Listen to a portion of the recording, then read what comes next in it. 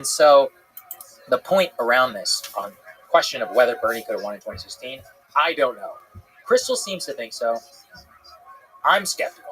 I'm skeptical for a variety of reasons. I think the culture is honestly one of them. One of Trump's core issues in 2016 was immigration. And Bernie and him did not agree on immigration.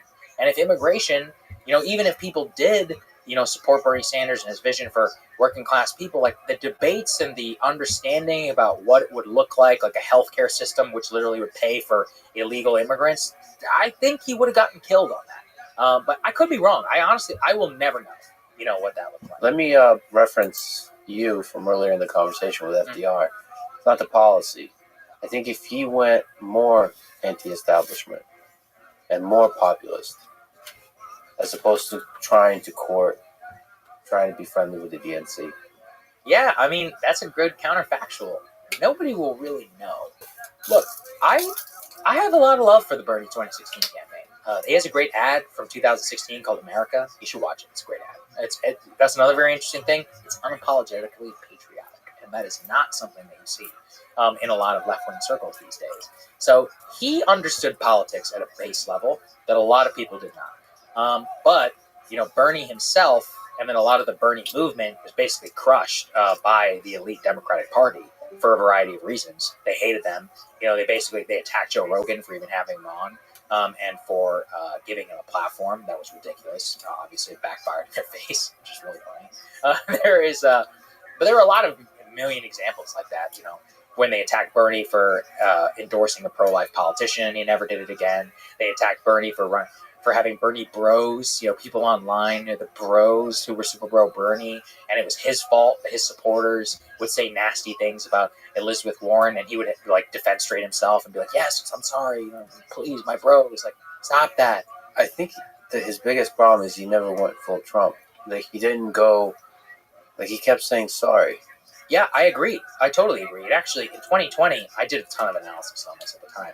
He would always do stuff like, Joe Biden, my friend. And it's like, no, he's not your friend. He stands for everything that you disagree with. Everything. He'd be like, yeah, he's a nice guy, but he's not my friend. But he would always be like, Joe and I are great friends, but we have a small disagreement on this. But like you just said, in terms of going full Trump, they wanted to see Trump up there humiliating all of the GOP politicians that they didn't trust anymore. That's what people really wanted. But the other side of this is that the Democratic base in 2020 was very different than 2016. Because by 2020, they full-on had TDS. And they were basically like, we need to defeat Trump at all costs. We don't give a shit what your name is. Bernie, Biden, whatever. Whichever of you is going to best defeat Trump, you get the nom. 2016 is different because they didn't full-on have that love and necessity of winning. By the way, this is a strategic advantage that the Democrats have. Democrats just care about winning. The current base of the party. All they want to do is win. Republican base, they don't give a shit about winning. They just love Trump. So it's nice to win. But one of those where they will express their id for what they really want. Now, it's worked out for them because it turns out that's a very palpable political force. But one of the reasons why, you won't see me up here doing James Carville 40 more years is there is a law of something called thermostatic public opinion where, the thermostat, it changes a lot whenever you so when you have a left-wing president in power, the country goes right. When you have a right-wing president in power, the country goes left. Amazing, right? You can actually look at a graph of economic attitudes from the 2 months where Joe Biden became president after Donald Trump. So Republicans, Trump was president the last year in office, economy's great. 2 months later, the economy is horrible. That is a perfect example of thermostatic opinion, and I'm not counting these Democrats out. 2004, George W. Bush wins the popular vote. He has a historic mandate to continue in Iraq. By 2006, he's toasted. We have a massive midterm election. And by 2008, we're writing books about 40 more years, how there's never going to be a Republican in office ever again. So things can change a lot in a very short period of time. I think also for me personally, maybe I'm deluded, sort of the great man view of history. I think some of it is in programming circles, the term skills issue. I think some of it just has to do with how good you are, how charismatic you are, how good you are as a politician. Maybe you disagree with this. I'd love to see what you think. I think if you were allowed to run for many terms, I think Obama would just keep winning. He would win 2016. He would win 2020. He would win this year, 2024. It's possible, but I would flip it on you and I would say Obama would never be elected if there were no term limits, because Bill Clinton would have still been president. Yeah. So well, those two, right? Yeah. That's two examples of exactly. They extremely skilled politicians and somehow can appear like populists. Man, Bill Clinton was a force in his time, and it's honestly sad what's happened to him. I was actually just talking with a friend the other day. I'm like, I kind of don't think that presidents should become president when they're young, because they live to see themselves become irrelevant. And that must be really painful, because I know what it takes to get there. Imagine being Clinton. I mean, your entire legacy was destroyed with Hillary Clinton in 2016.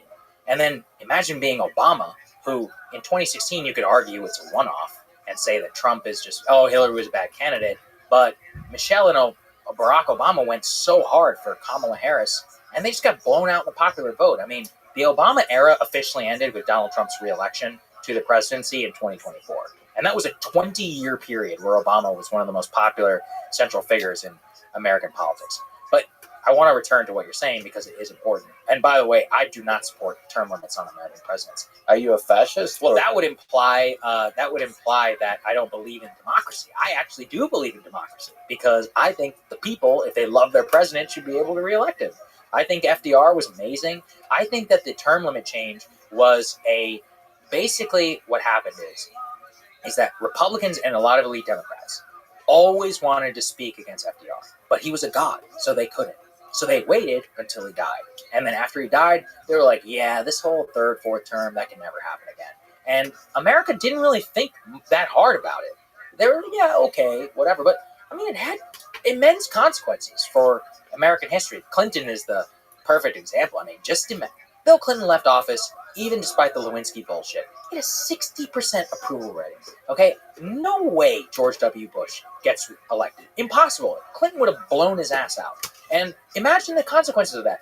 We would have no Iraq.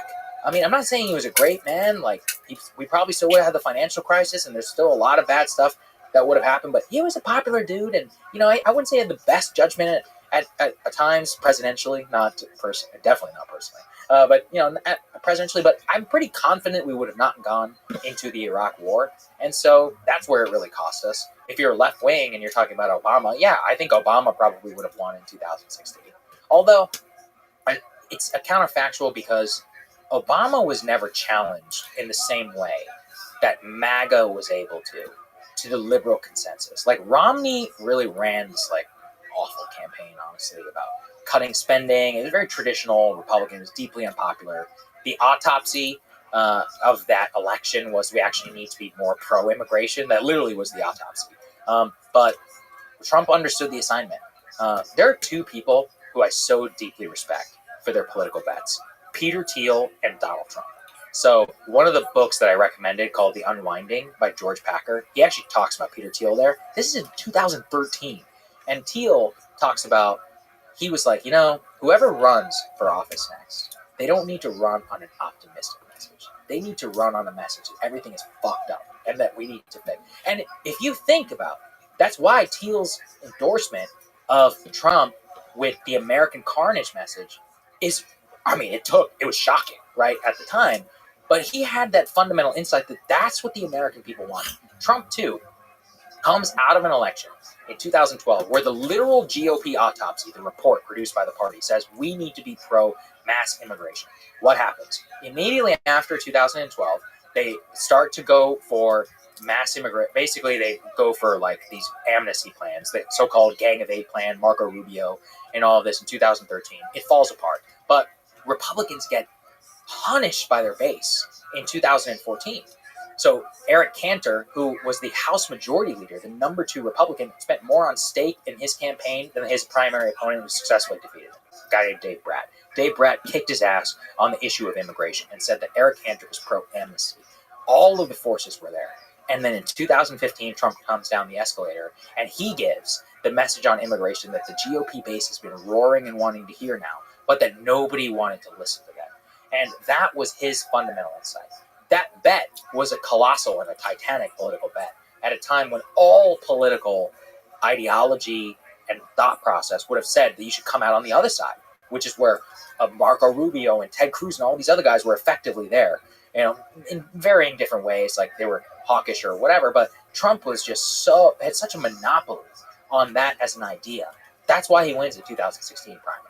And then paired with immigration, a hardline position on immigration, is this American carnage idea that actually everything is wrong. The American dream has gone.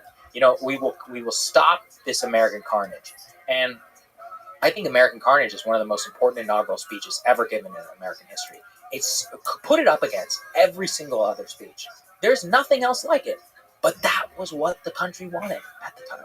And that's what great politicians are able to do, is they're able to suss something out. That's also why Peter Thiel is who he is, because he saw that in 2000. Imagine, what it takes to come out of the 2012 election to be honestly totally contrarian to the entire national mood and this entire theory of Obama-esque star politics and say, no, you need somebody who runs on the opposite. Well, we'll never know, and I love this kind of Mike Tyson versus Muhammad Ali. I still think I would have loved to see Obama versus Trump. Me too. I agree. And first of all, Obama versus Trump in 2008, Obama wins hands down.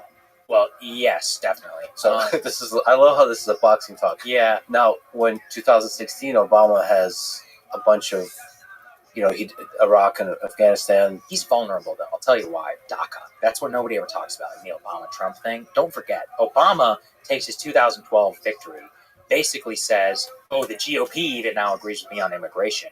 And then he does DACA and he legalizes, X million in a number of illegal immigrants who are brought here as children. That also fundamentally changed the immigration consensus on the Republican side, because they were like, wait, holy shit, you can just do that? Because we don't agree with that at all. And that really ignited the base as well. So I'm not sure. I mean, a moment I think about a lot with Trump, just like being able to unleash the rage of the Republican base is, in the 2012 debate, Candy Crowley was the moderator with Mitt Romney, and she fact-checked him famously. This was when fact-checking was shocking in President Trump. And she said something about Benghazi, and she was like, no, he did say that. She, corrected Romney on behalf of Obama. To this day, it's questionable whether she was even right. And Romney was just like, oh, he did? Okay. Trump would have been like, excuse me? Look at this woman. He would have gone off. And I was like, and I think about that moment because that's what the Republican base wanted to hear. But also it turns out America had a lot of festering feelings about the mainstream media that it needed unleashed. And Trump was just this incredible vector to just blow up this system.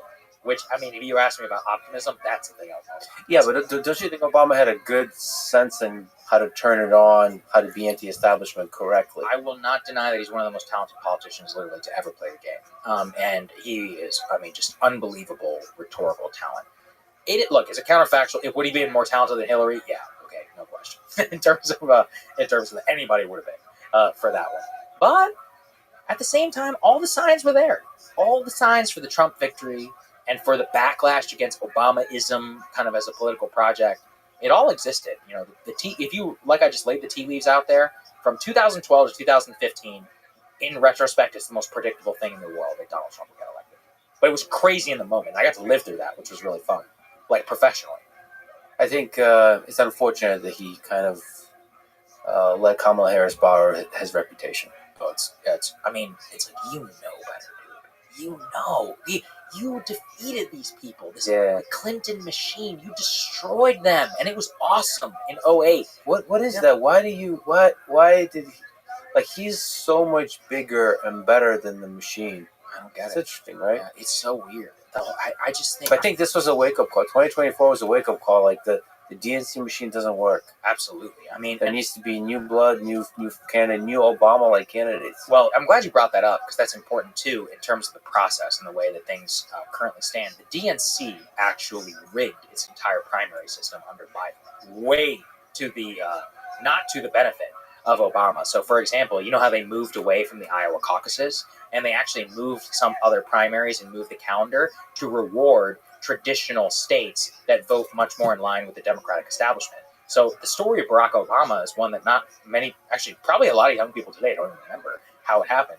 In 2008, Obama was the underdog, right? And actually, here's the critical thing. Obama was losing with black people. Why? black Democrats simply did not believe that white people would vote for a black guy. So Barack Obama goes to his white state, Iowa, all in on the Iowa caucuses, and shocks the world by winning the Iowa caucuses. Overnight, there's a shift in public opinion amongst the black population in South Carolina that says, oh shit, he actually could win. And he comes out and he wins South Carolina, and that basically was near the death knell for the Hillary Clinton campaign. The problem is, by moving South Carolina up and by making it first, along with other more pro-establishment friendly places, what do? We make it so that Barack Obama can never happen again. We make it so that an older, base of Democratic Party voters who listens to the elites can never have their assumptions challenged. And that's one of the worst things Joe Biden did. I talked about his arrogance. He was so arrogant, he changed the freaking primary system. He was so arrogant, he refused to do a debate. I mean, imagine history. How lucky are we, honestly, that Joe Biden agreed to do that debate with Donald Trump early? And again, that was his arrogance. I think we're so lucky for it, because if we got to understand as a country how cooked he was and how fake everything was behind the scenes in front of all of our eyes. And they tried for 3 straight years to make sure that would never happen. So, I mean, it's still such a crime, honestly, against the American people. I've been thinking about who I want to talk to for 3 hours. Mm-hmm. And that's why I bring up Obama, because he's probably the number one person on the left I would like to hear analyze what happened in this election and what happened to the United States of America over the past 20 plus years. I can't imagine anybody else. Look, if anybody could do it, it'd be you, but there are layers upon layers with that man. I would love to actually sit and talk with him. For real. I think it's fair to say that we talked about the great man view of history. I think you have a psychopath view of history, where all great leaders are for sure psychopaths. Not for sure. There are many who are good people. Harry Truman. You're like some of them. Yeah, some. Harry Truman. Some, Harry Truman. I assume, are good people. To be fair, though, most of the good ones are accidents, like Harry Truman. He never would have gotten himself elected. He was a great dude. How do you know he's a great dude? David McCullough book. I highly recommend it. Everybody should read it. Truman loved his wife. I think that's really awesome. I love when politicians love their wife. It's so rare. He adored his wife. He adored his daughter. Spent time with them. He made family life a priority. He had really good small town judgment that he would apply to foreign affairs. He was just a very well considered, very stand up man, and I so appreciate that about him. Another one is John Adams. I love and revere John Adams. He's my favorite founding father. Him and John Quincy, they don't get nearly enough of their due. They were some of the most intelligent, well-considered. They were family men. The relationship between John and Abigail Adams is literally legendary. And I think it's amazing, especially in the context of the 1700s, the way that he would take her counsel and into conversations and her own ability, and she would sit there and go toe-to-toe as much with Thomas Jefferson. There are some who are great, who are really, really good presidents, who have good judgment, and who are really good people and really think deeply about the world and have really cool personal lives. But there's also the vast majority of them, especially in the modern era, and where the price of the presidency extracts everything that you have. You have to be willing to give everything. And it's just, that's not a price that most people want to pay. Is it possible that some of the people who you think are sociopaths in politics are in fact really good people, and some of the people you think are good, like Truman and Adams, are actually sociopaths? Definitely. I mean, I could just be reading the wrong books, right? Yeah, that's right. It sounds like you're... You just read some really compelling biographies. Well, to be fair, I don't base this on one book. I read a lot of them. And I'll get for example, I've read books about LBJ. You wouldn't know any of his foibles. But then you find out that they're written by his friend, or, it's written by... And then you read the truth. I really worry about this kind of general, especially now the sense of the anti-establishment sense that every politician must be a sociopath. Now, while... The reason I worry about that is it feels true. Yeah. So it's you can fall into this bubble of beliefs where every politician is a sociopath, and because of that, it can be a self-reinforcement. Yeah, I understand what you're saying. I agree, by the way. We do need to dramatically change it. But the problem is that, people vote with their eyeballs and with their interests, and people like to, dissect people's personal lives. And one of the reasons why you were probably more likely in the pre-modern era to get a quote-unquote good people is they were not subject to the level of scrutiny and to the insanity of the process that you are currently. Like I just said about you, theoretically, you could run for president and you would just get your nomination at the convention. It's only 2 months to election day. That's not so bad.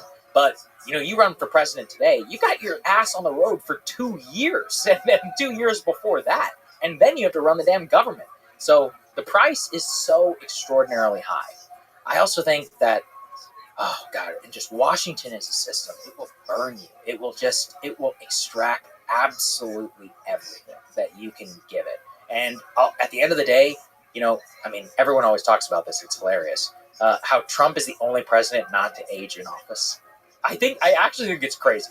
Like when you look at the photos of how he actually looks better today than he did whenever he went into the office, that's amazing. And it actually says a lot about how his mind works. I think Trump is pure id. Like I think he's, having observed him a little bit, and both at the White House and having interviewed him, it's pure, just like it's calculating, but it's also pure id, which is very interesting. The ones who are the thinkers, guys like Obama and others who are really in their heads, it's a nightmare. It's a nightmare. Apparently Obama would only sleep 4 hours a night. Yeah, add like some empathy on top of that, and it's going to destroy you. It will kill you. All right, speaking about the dirty game of politics, several people, different people, told me that of everyone they have ever met in politics, Nancy Pelosi is the best at attaining and wielding political power. Is there any truth to that? In the modern era? Yeah, I think it's fair. In the last 25 years. Definitely.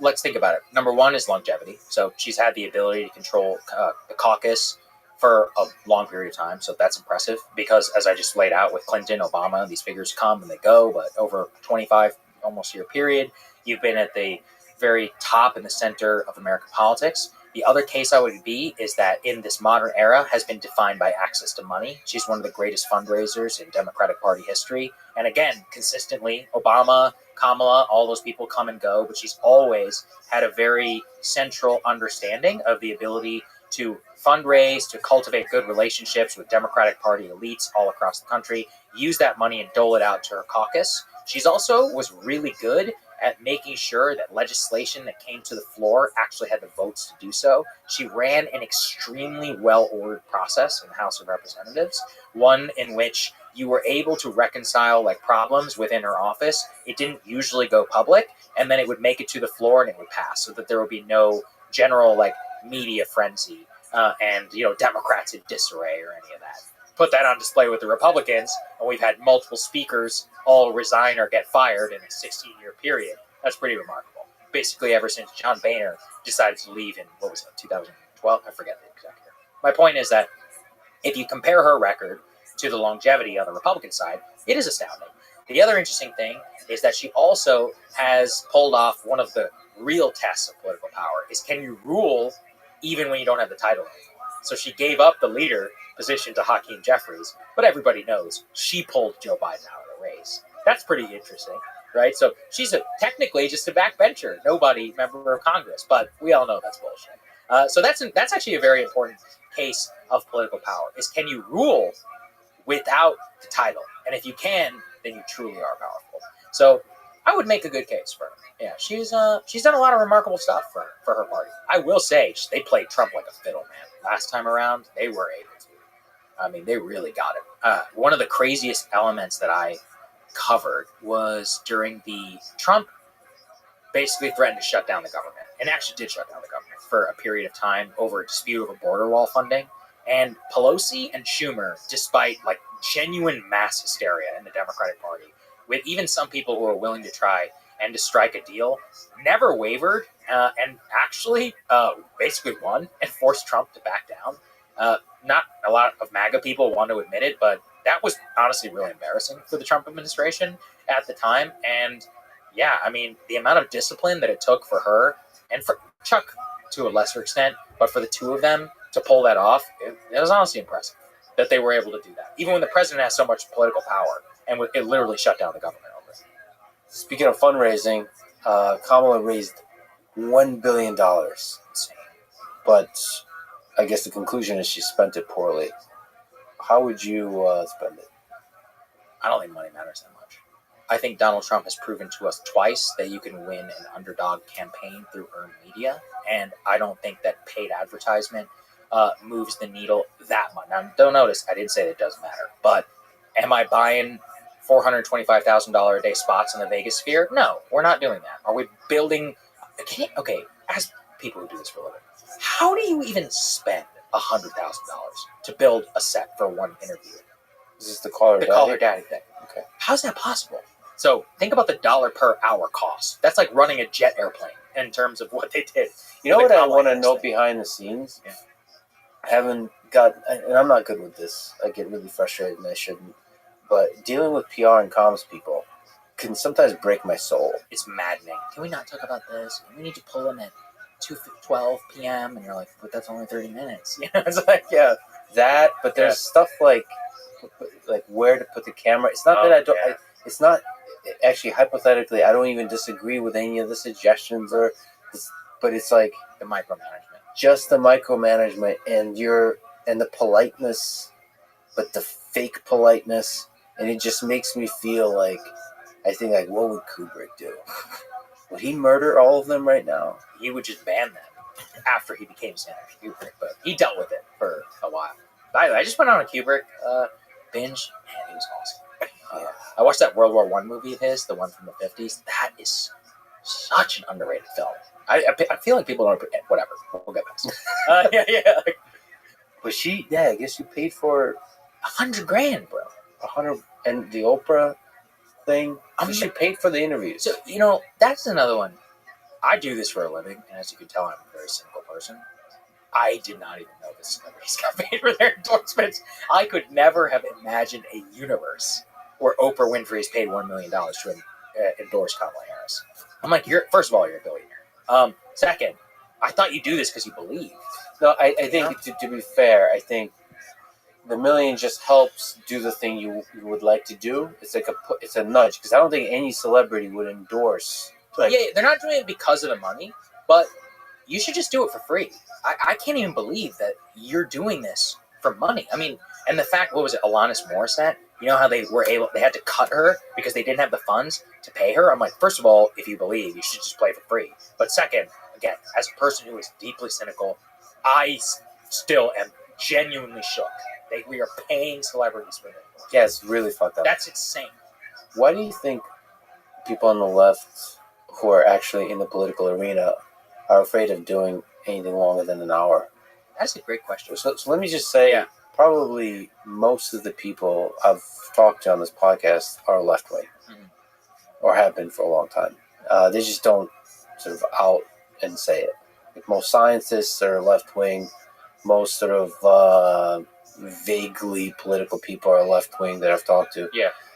But the closer you get to the actual political arena, and I've tried really hard, nope. I had a bunch of people with the highest profile people say 15 minutes, 20 minutes. Yeah. I say, nope. I'm used to that, so welcome. Yeah. Well, I just can't, I can't imagine a conversation with Kamala or with Joe Biden or AOC, Obama that's of any quality at all, of any that shows any kind of humanity of the person, the genius of the person, the interesting nuance of the person in like 30 minutes. Like I don't know, maybe there's people that are extremely skilled that can do that. You just can't. You should be optimistic, because a huge narrative out of this election is that the Democrats massively fucked up by not coming on this show or a Rogan show. So I actually, fundamentally, number one, that's going to change dramatically. So be optimistic and keep pushing. But two is, this is a good segue actually, is I've been thinking a lot about, I know a lot of people listen to this show who are in tech and may have some influence on the admin. So this is kind of, this is something I want people to take really seriously. Is I was a White House correspondent for the Daily Caller. It's a conservative outlet in Washington during the Trump years. And the most important thing I learned from that was that under the White House Correspondents Association, the way that the media cartel has everything set up, for access for press to the president is fundamentally broken, anti-American, and bad for actual democracy. So let me lay this out at a very mechanical level because nobody knows this. And I was a former White House Correspondents Association member, so anybody who says I'm full of shit, I was there. For example, number one, all the seats in the briefing room. Those seats are assigned by the White House Correspondents Association, not by the White House itself. The White House Correspondents Association requires you to apply for a seat, right? That adjudication process can take literally years for bylaws, elections, and all these things to do. This means that they can slow roll the entrance of new media, online outlets who are allowed into the room. The reason it really matters not having a seat is if you don't have a seat, you have to get there early and stand in the wings, like I used to, and raise your hand like this, and just hope and pray that the press secretary can see. It's extremely inconvenient. I'm talking, I have to get there hours early at a chance during a 15-minute briefing.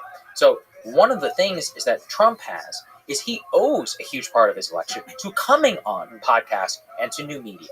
Now, because of that, it's really important that the White House Correspondents Association, which is a literal guild cartel that keeps people out of the White House and credentials itself and creates this opaque mechanism through which they control access, to asking the press secretary questions, is destroyed. And there are a lot of different ways you can do this, because what nobody gets, too, is that all of these rules are unofficial. So, for example, they're just traditions. The White House is like, yeah, it's our building, but you guys figure it out, right? Because that's a long-standing tradition. Let me give you another insane tradition that currently exists in the White House. The Associated Press, the White Press Secretary, or the Associated Press correspondent, gets to start the briefing, traditionally. They get the first question. They also get to end the briefing. When they think it's been enough time, they're like, okay, Corinne Jean-Pierre, thank you, right? And that calls the briefing over. What? Who? You're not even the White House Correspondents Association. You literally just happen to work for the Associated Press. Why? Why do we allow that to happen? So, number one, stop doing that. To their credit, the Trump people didn't really do that, but it's a long-standing tradition. The other thing is that what nobody gets either is that the first row is all television networks for logistical reasons, so that they can do their little stand-ups with their mic and say, I'm reporting live for the White House. Well, what people don't seem to know is that all the television networks are basically going to ask some version of the same question. The reason they do that is because they need a clip of their correspondent going after the White House press secretary, all out Robert Mueller, like whenever I was there. So you get the same goddamn version of the stupid political questions over and over again. The briefing room is designed for traditional media, and they have all the access in the world. So in an election where you owe your victory to, at least in part, to new media and recognizing the changing landscape, you need to change the conduit of information to the American people. And in an election, I don't know if you saw this, but election night coverage on cable news was down 25%. Just in 4 years, 25%. That's astounding. That's cable news had a monopoly on election night for my entire lifetime. And yet, my show had record ratings that night. And I'm a small slice of the puzzle here. We've got Candace Owens, Patrick Bet-David, Tim Pool, David Pakman, TYT, all these other people. From what I understand, all of us blew it out that night because millions of Americans watched it on YouTube. We even partnered with some Decision Desk HQ, so we had live data. We could make state calls, and we're just a silly little YouTube show. My point, though, is that in an election where the vast majority of Americans under the age of 55 are listening to podcasts, consuming new media, and are not watching cable news, where the median age of CNN, which is the youngest viewership, is 68. 68 is the median. So statistically, what does that tell us? All right, there's a decent number of people who are watching CNN who are in their 80s and in their 90s. Yeah, I'm glad you brought up Alex because he deserves a tremendous shout out. Alex Brucewitz. He was the pioneer of the podcast strategy for the Donald J. Trump campaign. He got on your show. He was able to get on Andrew Schultz's show, Rogan. He was the internal force that pushed a lot of this. My personal hope is that somebody like Alex is elevated in the traditional White House bureaucracy, that the number of credentials that are issued to these mainstream media outlets is cut, and there's a new lottery process put in place where people with large audiences are invited. And I also want to make a case here for why I think it's really important for people like you and others who don't have as much traditional media experience to come in and practice some capital J journalism. Because it will sharpen you, too, giving you access in that pressure cooker environment and having to really like sit there and spar a little bit with a public official and not have as long necessarily as you're used to, it really hones your news media skills, your news gathering skills, and it will make you a better interviewer in the long run. Because a lot of the things that I have learned have just been through osmosis. I've just lived in DC. I've been so lucky. I've had a lot of cool jobs, and I've just been able to experience a lot of this stuff. So I'm really hoping that people who are listening to this, who may have some influence or even the viewership, if you want to, reach out to them and all them, this is a very easily changeable problem. It's a cartel which has no official power. It's all power by tradition, and it needs to be blown up. It does not serve America's interests to have 48 seats, I think, in the White House press briefing room to people who have audiences of like 5. It just makes absolutely zero. Workspace, seats, access credentials, and also credentials that are issued to press and to other like new media journalists at major events should take precedence. Because it's not even about rewarding the creator. The American people are here. You need to meet them. That's your job. And I'll just end with a historical thing. Barack Obama shocked the White House press corps in 2009 because he took a question from the Huffington Post, a brand new blog. They were stunned because he knew. He said, these blog people, they went all in for me, and I got to reward them. So there's long-standing precedence of this. They'll bitch and they'll moan, they'll be upset, but it's their fault, that they don't have as much credibility, and it's incumbent upon the White House, which serves the public, to actually meet them where they are. So I really hope that at least some of this is implemented inside of it. Yeah, if you break apart the cartel, I think you can actually enable greater journalism, frankly, with the capital J. Because actually, in the long form is when you can do better journalism from even just the politician perspective. You can disagree, you can get criticized because you can defend yourself. I had an idea, actually. Tell me what you think. I think a really cool format would be, there's a room right near the press briefing room called the Roosevelt Room. Beautiful room, by the way. It's awesome. It has the Medal of Honor for Teddy Roosevelt, and it has a portrait of him and a portrait of FDR. It's one of my favorite rooms in the White House. It's so cool. And so my idea would be, in the Roosevelt Room, which is traditionally used for press briefings and stuff, is like you, as the press secretary, sit there. I think there's like 12 seats, something like that. And you set it all up, and you have, let's say, Shure microphones like this. And that person, that secretary, is going to commit to being there for like 2 hours. And new media people can sit around the room. All of this being streamed live, by the way, just like the White House press briefing room. But the expectation is that the type of questions have to be substantive. Obviously, nothing is off limits. You should never, ever, accept, I'm not going to be asked about this. Especially as a journalist, you can't do that. Every time they're like, hey, please don't ask about this. It's like, actually, that's probably one thing you should ask about. But my point being that the expectation is that there's no interference on the White House side, but that the format itself will lend exactly to what you're saying to allow people to explain. And again, in a media era where we need to trust the consumer, like my show is routinely over 2 hours long. On cable television, the Tucker Carlson program, whenever it was on Fox News, without commercial breaks, was about 42, 43 minutes, something like that of runtime. So I'm speaking for almost triple what that is on a regular basis. The point is that millions are willing to sit and to listen, but you just have to meet them where they are. So I would really hope that a format like that, like a streamer briefing or something like that, I think it's, look, I know they would dunk on it endlessly, but I think it could work. Yeah, I think the incentives are different. I think it works because you don't have to, like you, Saga, don't have to signal to the other journalists that you're part of the clip. Oh, I'm so glad you brought that up, because that was another lesson I learned. I go, oh, none of you are asking important questions for the people. You're asking questions because you all hang out with each other. And you're like, oh, wait, so this entire thing is a self-reinforcing guild to impress each other at cocktail parties and not to actually ask anything interesting. I remember people were so mad at me because this was 2018 or maybe 2017, and I said, do you think that Kim Jong-un is sincere in his willingness to meet with you? Something like that, to that effect. They were furious because I didn't ask about some bullshit political controversy that was happening at the time. So in the historical legacy, what was more important? The Mueller question or Donald Trump breaking 50 years or whatever of tradition with America's relationship with North Korea and meeting him in Singapore and basically resetting that relationship for all time. As you can tell, I read a lot of books. I like to take the long view. Every time I would ask a question, I go, okay, when the future Robert Caro is writing books and he's reading the transcript of the White House press briefing. He doesn't even know who this kid is. He goes, that's a pretty good question right there. That's pretty relevant.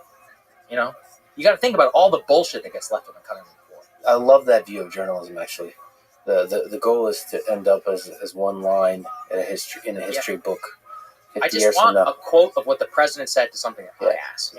I would be happy. I would die happy with that. If you told me that when I'm like a 90-year-old man, I'd be like, man, that means I succeeded. When the AIs write the history of human civilization. One of the things I continuously learn from you when looking back through history is how crazy American politics has been throughout history. It makes me feel a lot better about the current day. It should. Corruption, just the divisiveness also.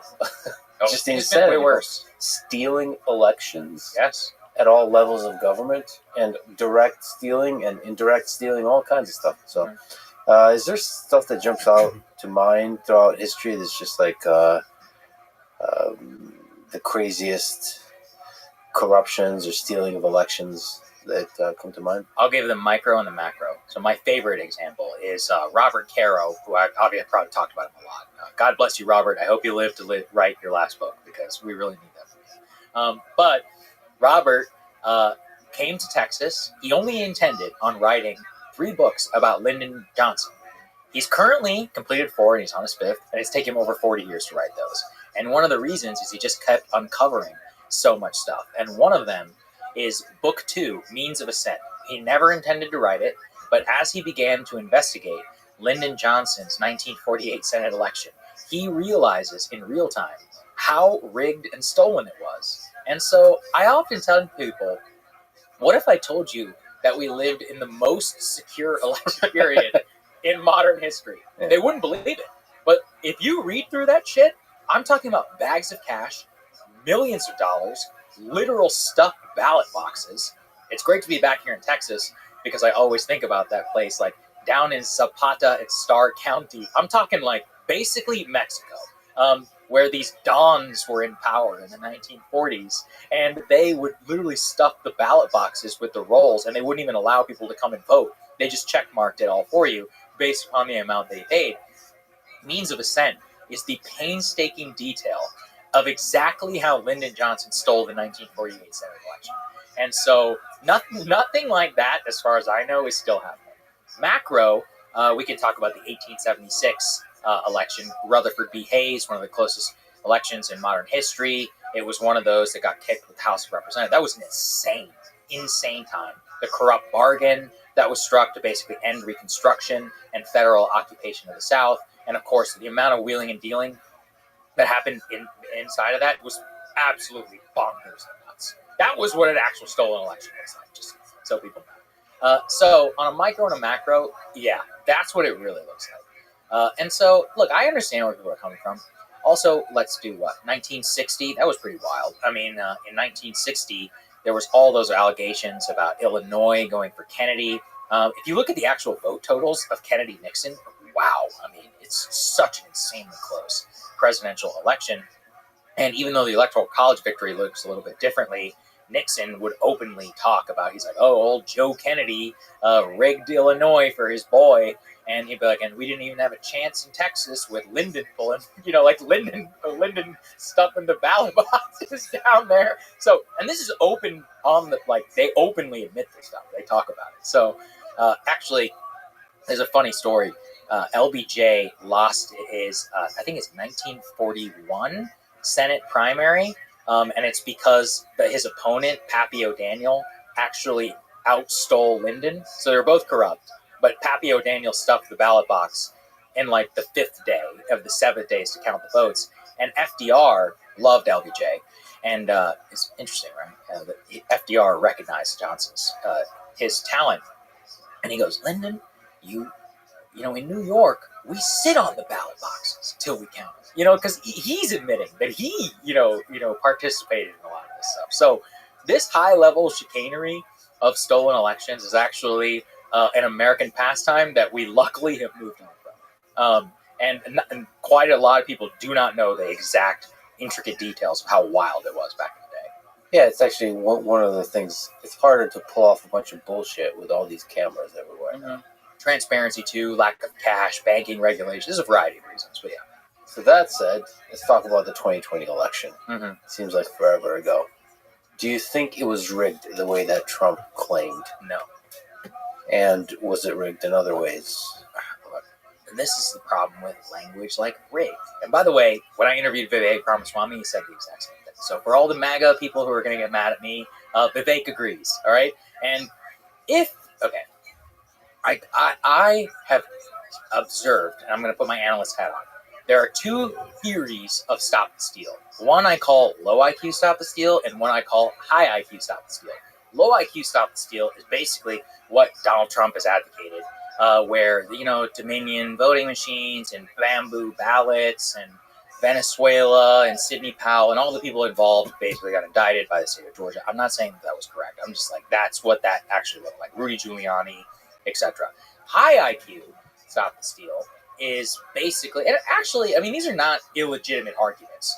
The school of thought is it was illegitimate for the state of Pennsylvania and other swing states to change mail-in balloting laws as a response to COVID, which enabled millions of people more to vote that wouldn't have, and that those change in regulations became enough to swing the election. I actually think that is true.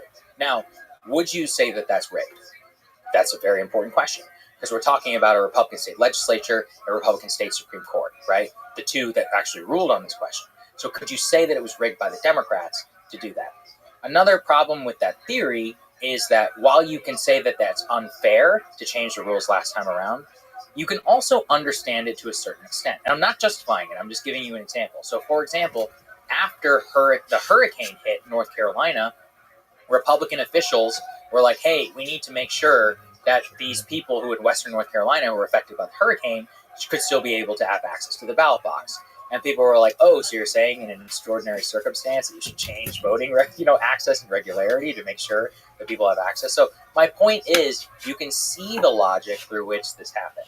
And the high IQ version is basically the one that was adopted by Josh Hawley whenever he voted against certification. He said that the state Pennsylvania, particularly election law, and that those changes were unfair and led to the quote-unquote rigging of the election against Donald Trump. Now, there's an even higher IQ, Galaxy Brain Stop the Steal.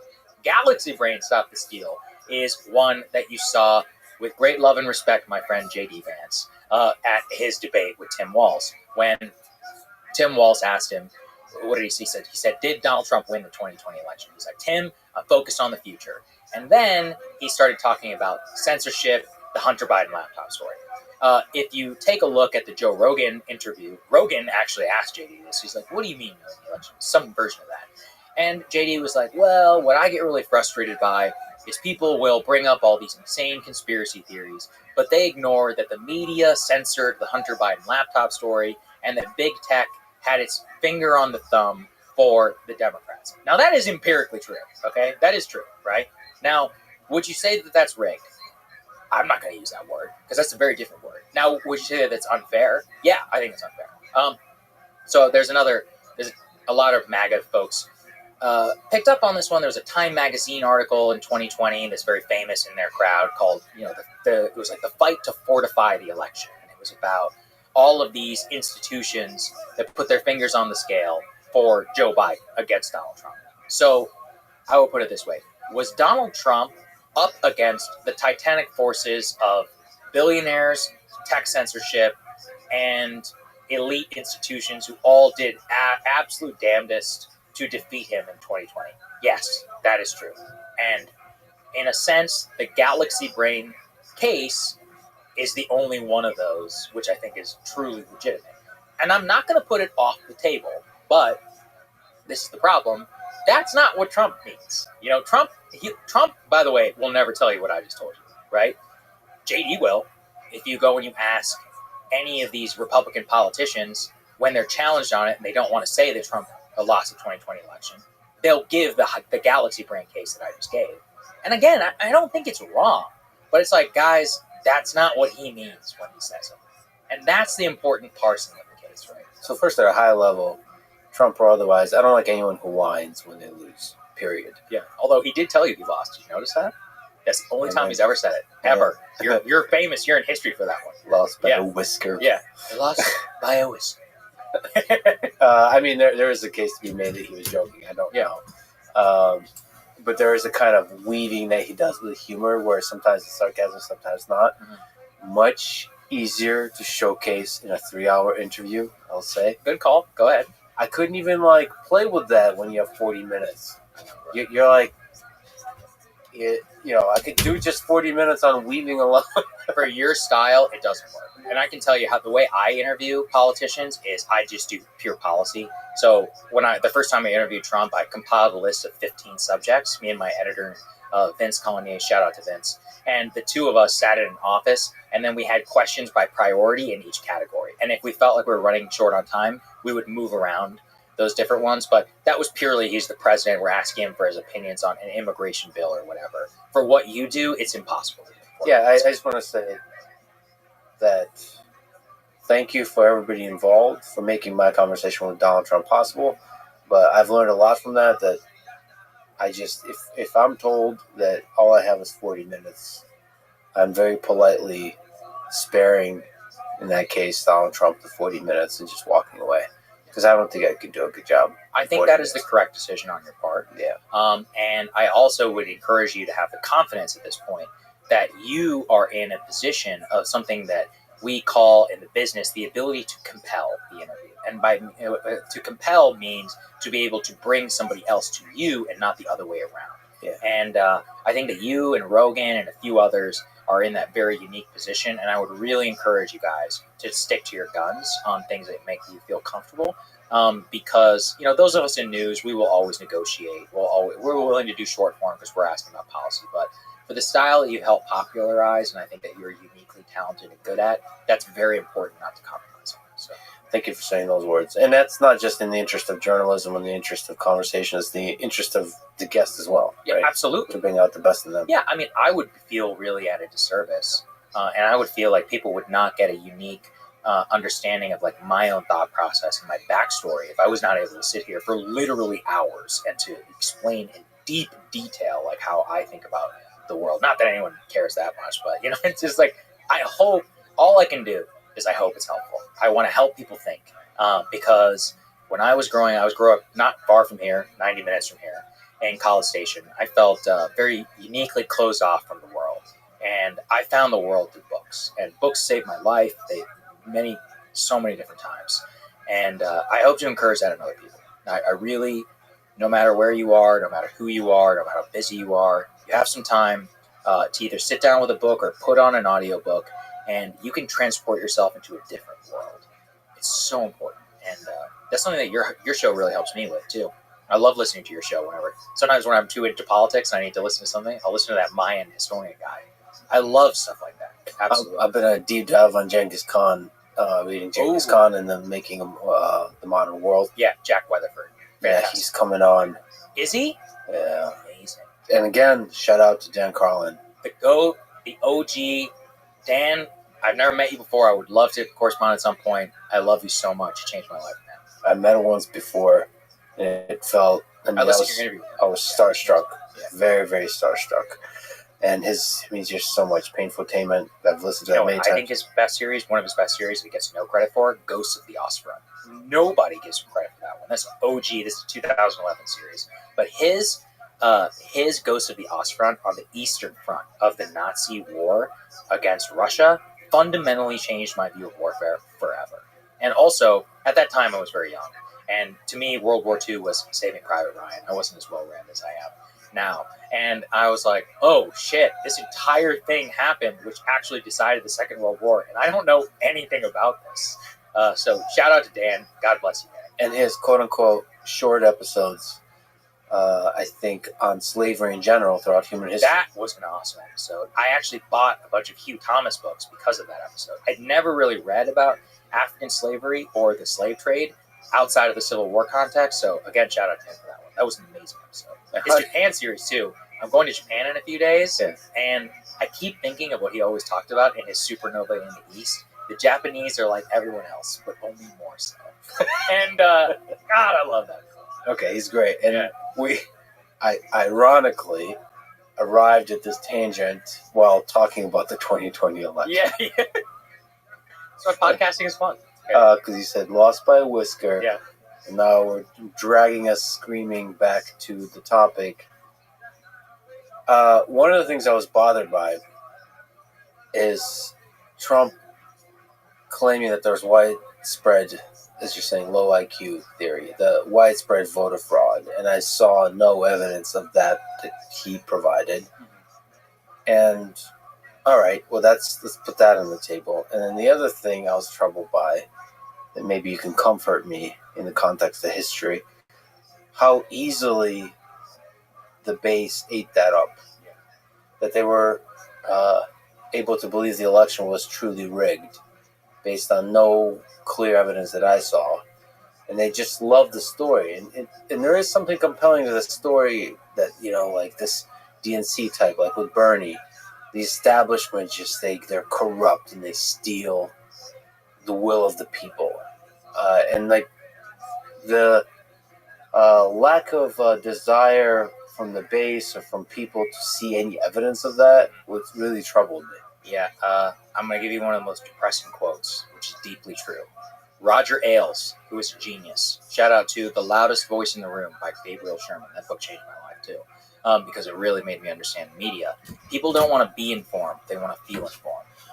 That is one of the most fundamental media insights of all time. What a line. Roger Ailes, a genius in his own right, who, he changed the world. He certainly did.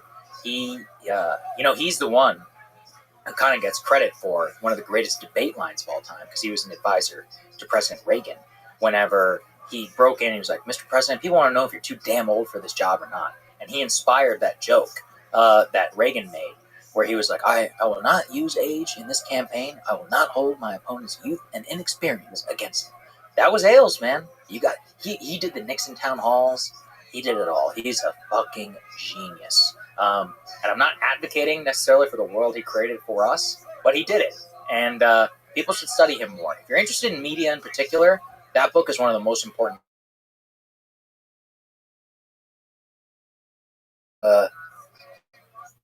There's all this talk about truth. And I think what people they want to feel like they're in possession of the truth. Correct. Not actually be in the possession of the truth.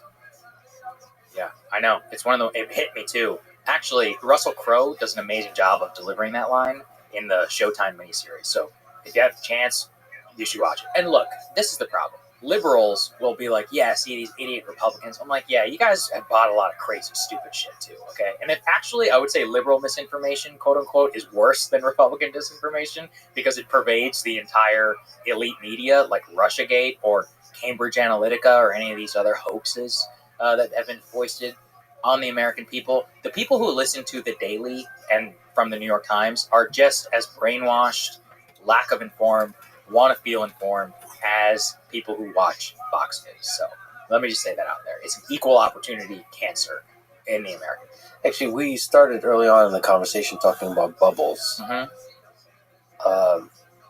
What's your advice about how to figure out if you're in a bubble and how to get out of it? Oh, it's such a fantastic question. Unfortunately, I think it comes really naturally to someone like me because I'm the child of immigrants and I was raised in College Station, Texas. So I was always on the outside. And when you're on the outside, this isn't a sob story. It's a deeply useful skill because when you're on the outside, you're forced to kind of observe. And you're like, oh.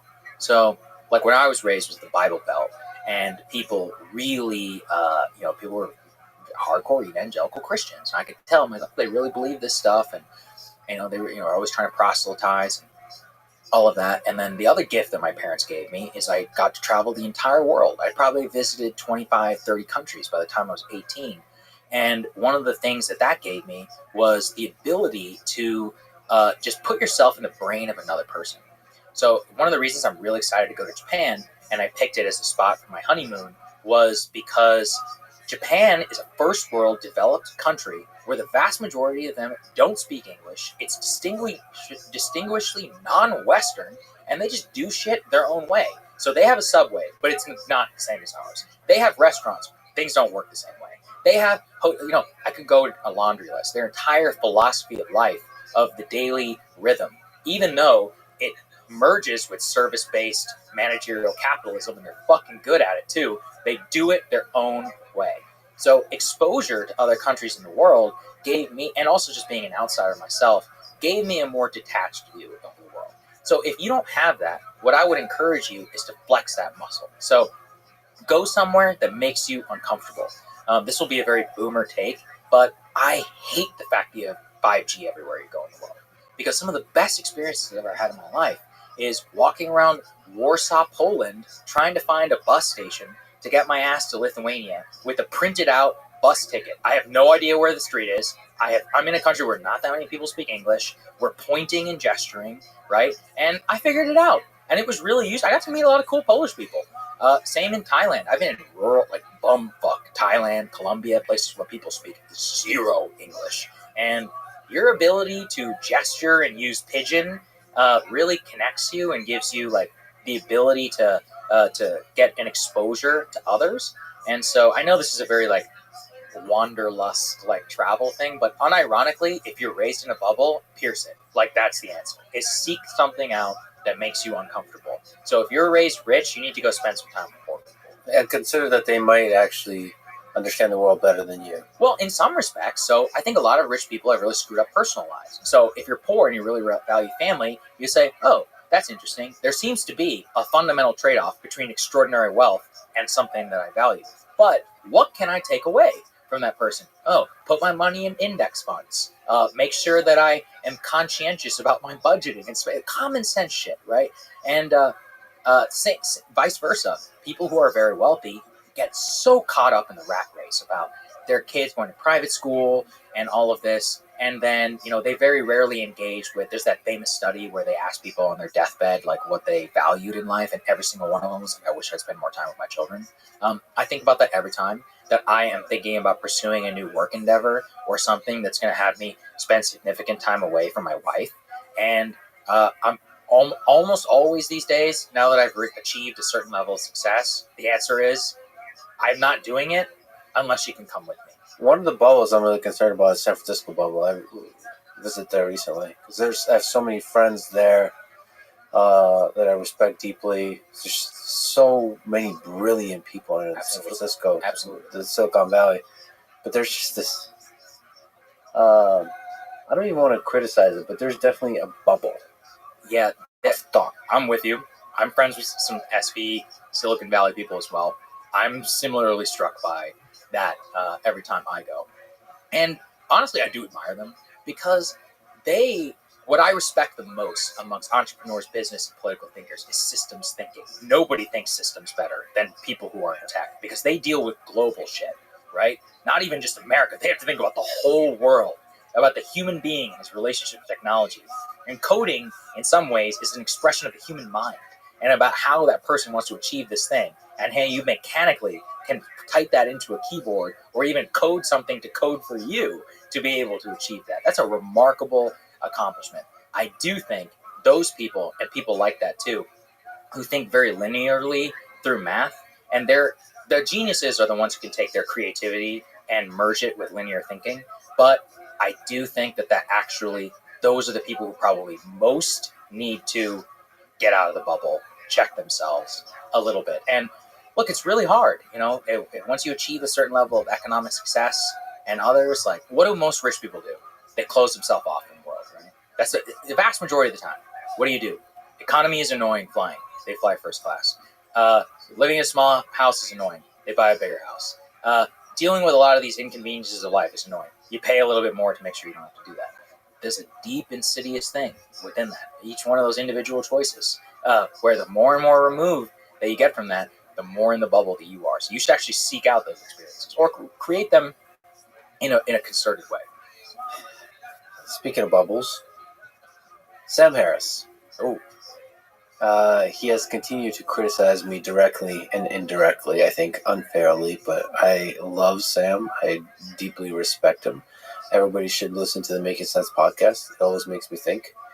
It's definitely in the rotation for me. That's very admirable.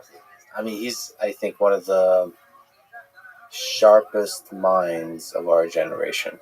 And for a long time, I looked up to him. It was one of the weird moments for me to meet him because you listen to somebody for such a long time. I feel that with you. I'm serious. Yeah, it's a beautiful moment. You're saying with Joe and stuff absolutely. Like this. It is one of the most surreal moments of your life. To be able to meet somebody who you spend like hours listening to. I actually think about that when people come up to me because I'm like, oh, they're feeling what I felt whenever yeah. And you have to you see it, you feel it, and you have to celebrate that because there's an intimacy to it. I think it's real that people really do form a real connection, a real friendship. It happens to be one way, but I think it actually can upgrade to a two-way pretty easily. It happens with me in a matter of 5 minutes when I meet somebody at an airport or something like that. Anyway, Sam took a pretty strong position on Trump. And has for a long time. Yeah, he has been consistent and unwavering. So he thinks that Trump is a truly dangerous person for a democracy, maybe for the world. Can you steel man his position? Well, see, I think a lot of this podcast has been steel manning it because Sam is a big character matters guy. He focuses a lot on Trump's personality. By the way, I'm like you. I've listened to Sam Harris for years. I bought his meditation app, so nobody's going to accuse me of being some Sam Harris hater. I listened to him for long before even Donald Trump was elected. That's how far back I go with the Sam Harris podcast. I have a lot of respect for the dude. I enjoy a lot of his older interviews. I do think after Trump, he did succumb a little bit, in my opinion, to the elite liberalism view, both of the impetus behind Donald Trump and why he was able to be successful. So in some ways, very denigrating to the Trump voter, but also a fundamental misunderstanding of the American presidency. Because like I said, he really is the one who believes that narcissism, that character, and all of that makes Trump tick itself will eventually override any potential benefit that he could have in office. And I just think that's a really wrong way of looking at it. And for example, I had this debate with Crystal, and this gets to the whole Trump, talking about the enemy from within. And she was like, he wants to prosecute his political opponents. Do you disagree with that? And I was like, no, I don't. And she was like, so you're not worried about it? And I go, no, I'm not. And she's like, well, how do you square that? And I was like, well, I actually unironically believe in the American system of institutional checks and balances, which kept him, quote unquote, in check last time around. I also believe in democracy, where, this is really interesting, but, in 2022, a lot of the Republicans who were the most vociferous about Stop the Steal, they got their asses kicked at the ballot box. Americans also then, in 2024, decided to forgive some of that from Donald Trump. It definitely didn't help, right? But they were able to oversee that for their own interests. As in, democratically, people are able to weigh, in terms of checks and balances, what they should and should not challenge a politician by.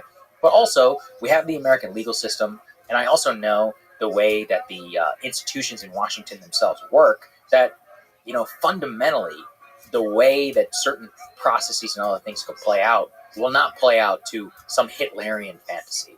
And this gets to the whole, Kamala and them calling him a fascist, Hitler. You and I probably spent hours of our life, maybe more, thinking and reading about Adolf Hitler, Weimar Germany, and I just find it so insulting, because it becomes this moniker of bash. These terms have meaning beyond just the dictionary definition.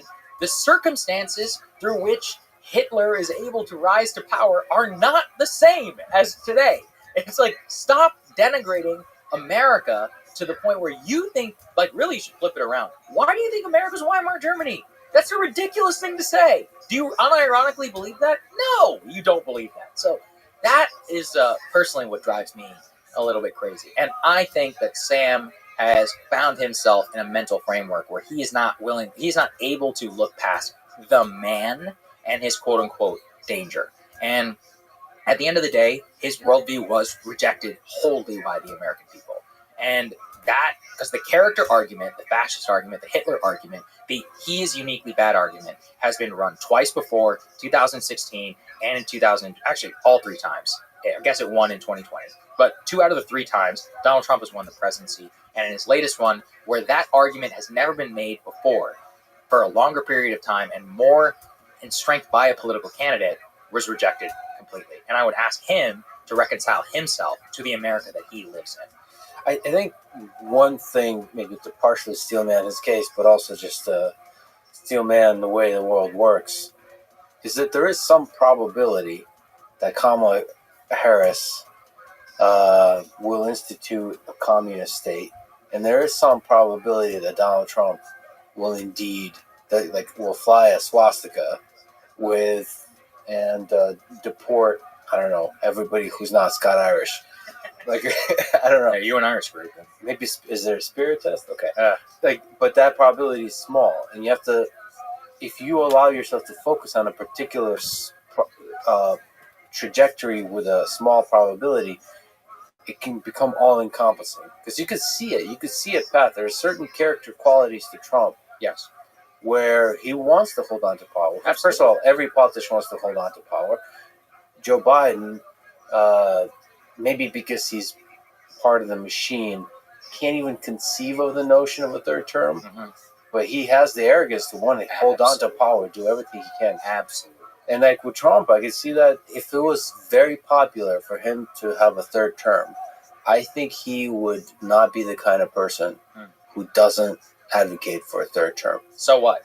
That would require the Senate and the House, or 75% of the states, to pass and change the Constitution. Do you think that's going to happen? No, I don't think it's going to happen. So I'm not that worried about it. Now, you can make a norms argument, and I actually think that's kind of fair, is that he's the norms buster.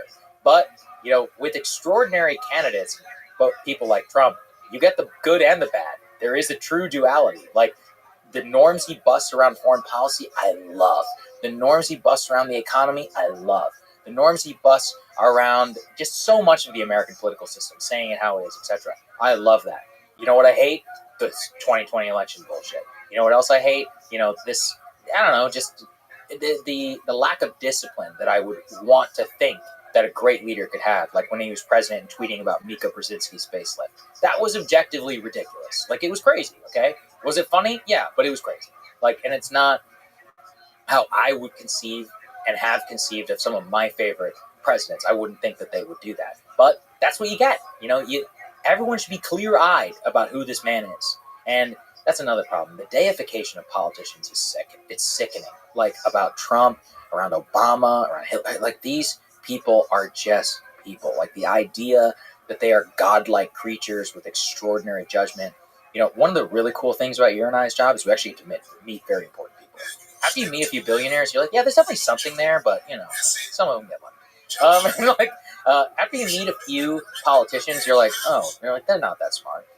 That was a rude awakening for me, by the way, being here in Texas, reading about these people. And pretty soon, I was on Capitol Hill. I was 19 years old. I was an intern. I'm actually interacting. And I see them behave in ridiculous manners and, whatever, treat people badly or say something stupid. And I was like, this is not the West Wing. I'm like, this is not, these people this is just reality. And the weirdest part of my life is I've now been in Washington long enough. I know some of the people personally, the vice president of the United States, literally the vice president-elect, future cabinet secretaries, these people I literally have met, had dinner with, had a drink with, whatever.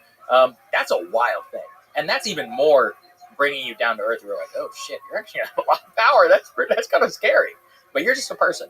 And so even though you don't have to say I have my same life experience, take it from me or anybody else who's ever met really famous people, rich, successful, powerful people. They're just people. There's nothing there. There's some things that are unique about them, but they have just as many human qualities as you or anybody else who's listening to this right now. Yeah, there's for each candidate, Trump is probably the extreme version of that. There's a distribution of the possible trajectories their administration might result in. Yes. And the range of possible trajectories is just much wider with Trump. Yeah, you're describing a Bayesian theory, right? And I think that's actually a really useful framework for the world, is that people are really too binary. So like you said, there's a theoretical possibility, I guess, of a communist takeover of government and of a fascist takeover of government under Kamala Harris, or Donald Trump. The realistic probability, I would give it 0.05% probably in both directions. But there are a lot of things that can happen that are bad, that are not Hitlerian or fascist. There are a lot of things that happen that are really good, that are not FDR, New Deal style. One of the worst things politicians do is they describe themselves in false historical ways. So in Washington, one of the most overused phrases is made history. And I'm like, if you actually read history, most of these things are they're not even footnotes. They're the stuff that the historians flip past and they're like, what a stupid fucking thing. I mean, and I'm talking about things that ruled American politics. Like, what if I told you that the Panama Canal Treaty was one of the most important fights in modern American politics? Nobody thinks about that today. It ruled American politics at that time. It genuinely is a footnote, but that's not how it felt at the time. So that's another thing I want people to take away. You tragically missed the UFO hearings. Oh man, my brothers. I'm really sad. My brothers. Let me tell you, I love them so much. The UFO community are some of the best people I've ever met in my life. Shout out to my brother Jeremy Corbell, to George Knapp, the OG, to all of the people who fly from all around the world to come to these hearings. It was so fun. I got to meet so many of them last time. Just walk the rope line like as people were coming in. The excitement, I truly love the UFO community. Shout out to all of them. This is the second one, I guess. This is the second one. Do you hope they continue happening? It's going to be a slow burn. So one of the things I always tell the guys and everybody is consider how long it took to understand the sheer insanity of the CIA in the 1950s and 60s. So if we think back to the Church Committee, I forget the exact year of the Church Committee. I think it was in the 70s. The entire Church Committee and knowledge of how the CIA and the FBI were up to all of this insane shit throughout the 50s and 60s is because some people broke into a warehouse, discovered some documents, got the names of programs, which were able to be FOIA'd, and we were able to break open that case. It would never have happened with real transparency, like in the official process. So we owe those people a great debt, I guess I could say. No, the statute of limitations has passed. My point about the UFOs is I don't know what is real or not. I have absolute confidence an absolute ton is being hid from the American people, and that all of the official explanations are bullshit. I have had the opportunity to interface with some of the whistleblowers and other activists in the community, people who I trust, people who have great credentials, who have no reason to lie, who have assured us that there is a lot going on behind the scenes. There has been too much misinformation and effort by the deep state to cover up this topic. So I would ask people to keep the faith. It's 2024, and we still don't have all the JFK files. Okay? Everyone involved is dead. There's no reason to let it go. And even though we basically know what happened, we don't know. If you read that fantastic book, the Tom O'Neill book about the Manson murders, I mean, again, it took him 20 years to write that book, and he still didn't get the full story. So sometimes it takes an extraordinarily long, agonizing period of time, and I know how deeply frustrating that is. But when you think about a program, and knowledge of this magnitude, it would only make sense that it would require a titanic effort to reveal a titanic secret. You think Trump might be able to push for, aggressively break through the secrecy? Let's say even on the JFK files. I hope so. I have moderate confidence. RFK Jr. has pushed him to do so. I would like to think so. At the same time, I saw him got rolled last time, so I'll hold my breath. Why do you think that happens? Why do you think it gets... Remember that whole interagency thing I told you about? That's how it happens. That's another thing. You're presuming that the president has the power to declassify this stuff. I'm saying that I'm not even sure we're there. In terms of... So it's basic, civility. Yeah. He basically says, I would like to declassify JFK files. Mm-hmm. And they say, yes, sir. We'll get that to you in 3 months. And 3 months comes by.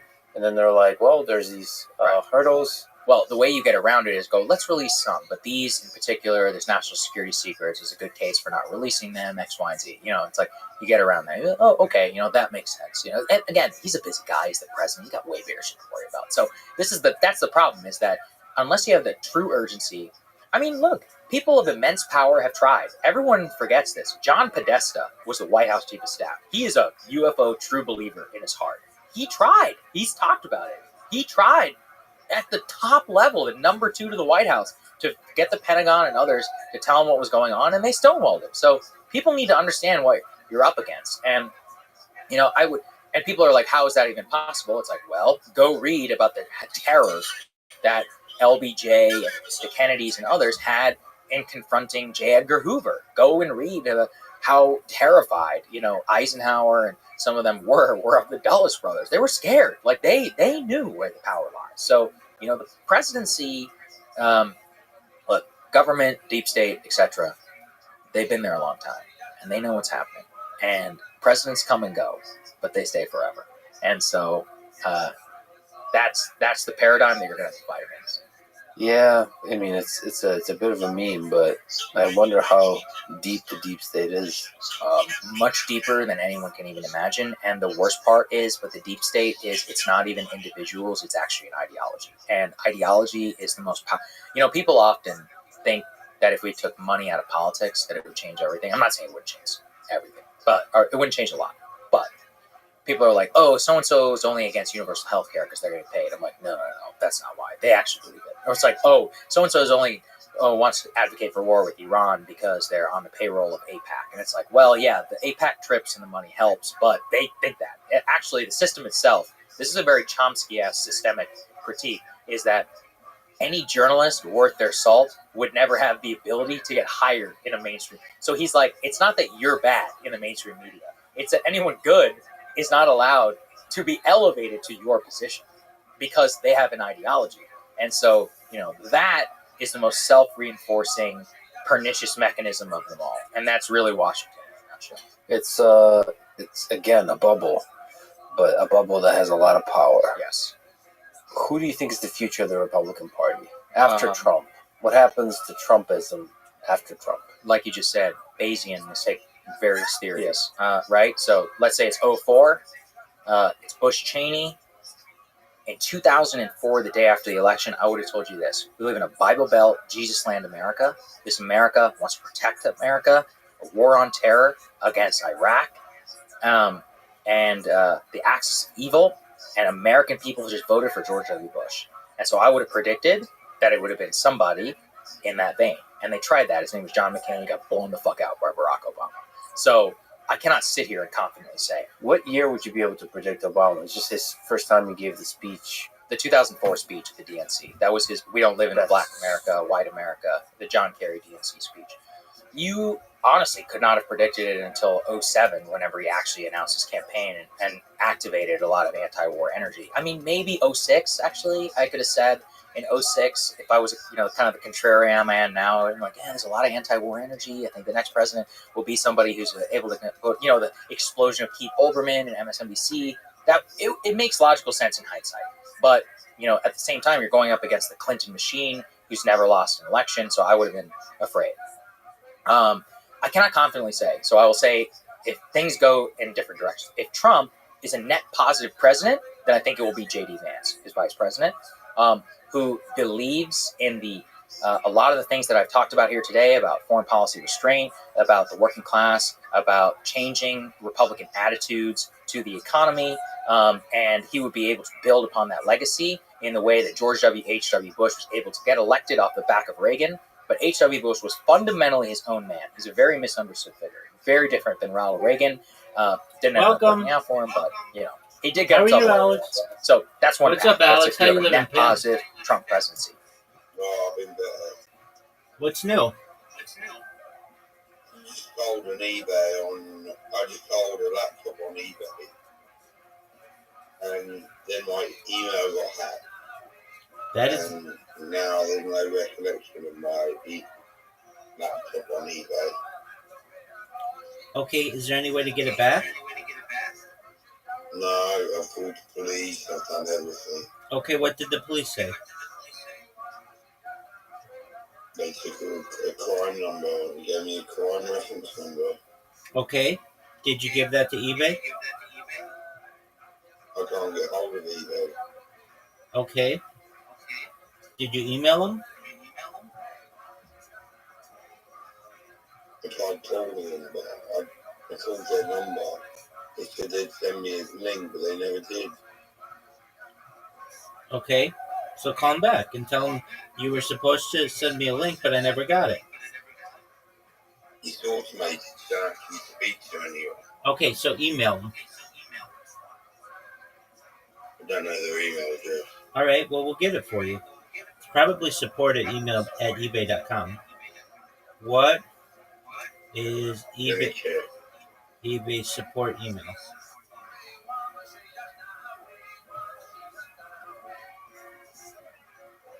eBay customer service. UK, that is. eBay does not have a direct email. Instead, they use a contact form system. So you go to eBay customer support. Yeah, every time I do that, it asks me to log in and my email account's been compromised. So you go to get help with a hacked I can't account. log in, I can't You log say in you say get help with a hacked account.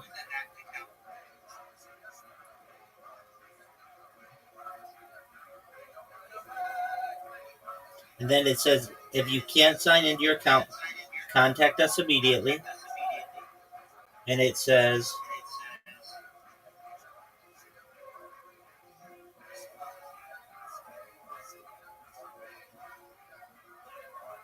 contact us. They have a live chat. They don't know, not in the UK. That dude, it works anywhere. And when they do, but you've got to log in to access it. No, you don't. I'm on it right now. I'll give you the website. Well, I can't access it from the outside. Yes, you can. It's ebay.com I've tried.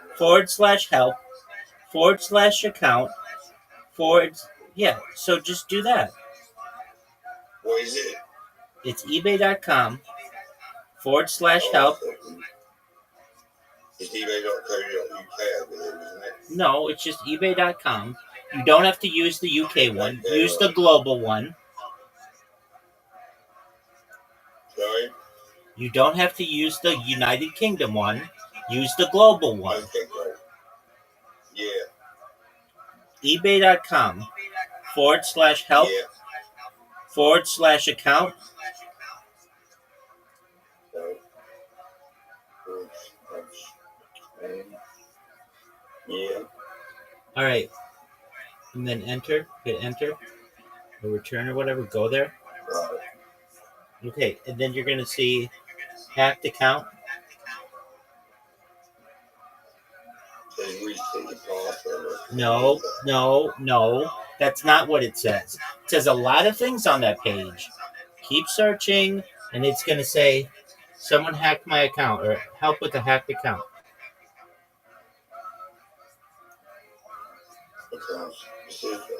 It says, I'm on my phone, it says, top account articles for you.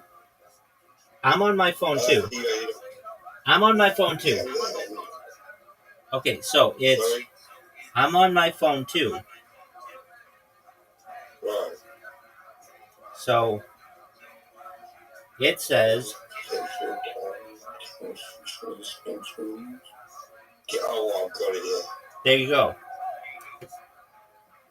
So,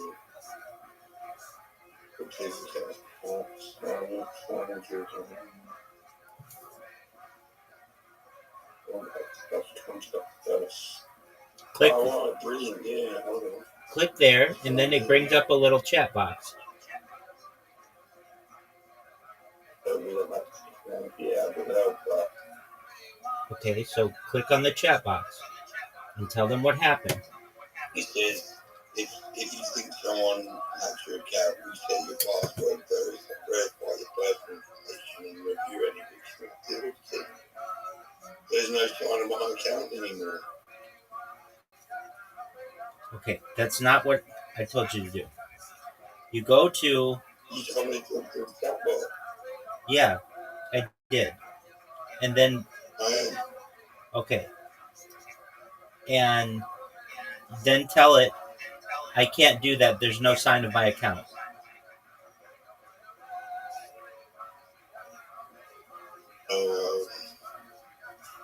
Contact manager.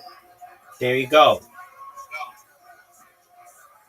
Email address, whatever.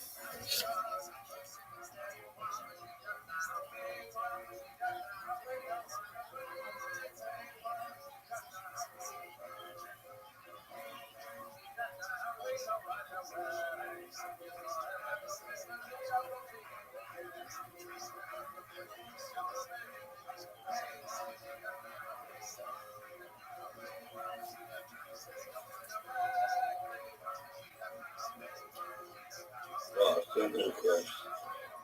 Okay. I was cool. Sure, your comment was cool.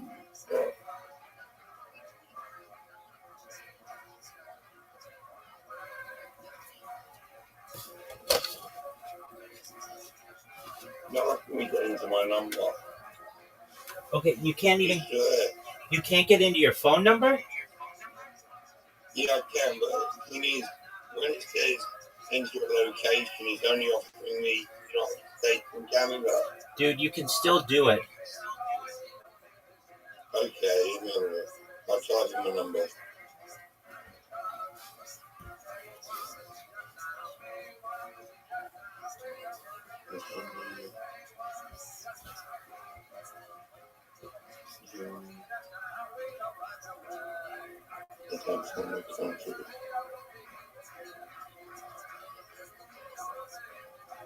Okay, I got a phone number. You put your phone number in? No, they're giving me a phone number to call. Oh, okay. Well, then call their number. Yeah. Should I go? All right, go do it.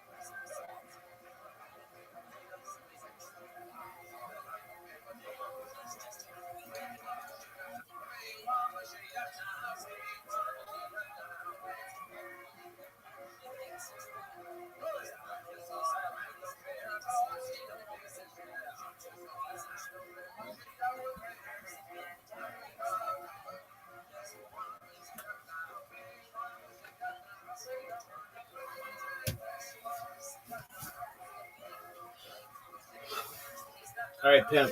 I'm gonna get some sleep. Best wishes with the eBay thing.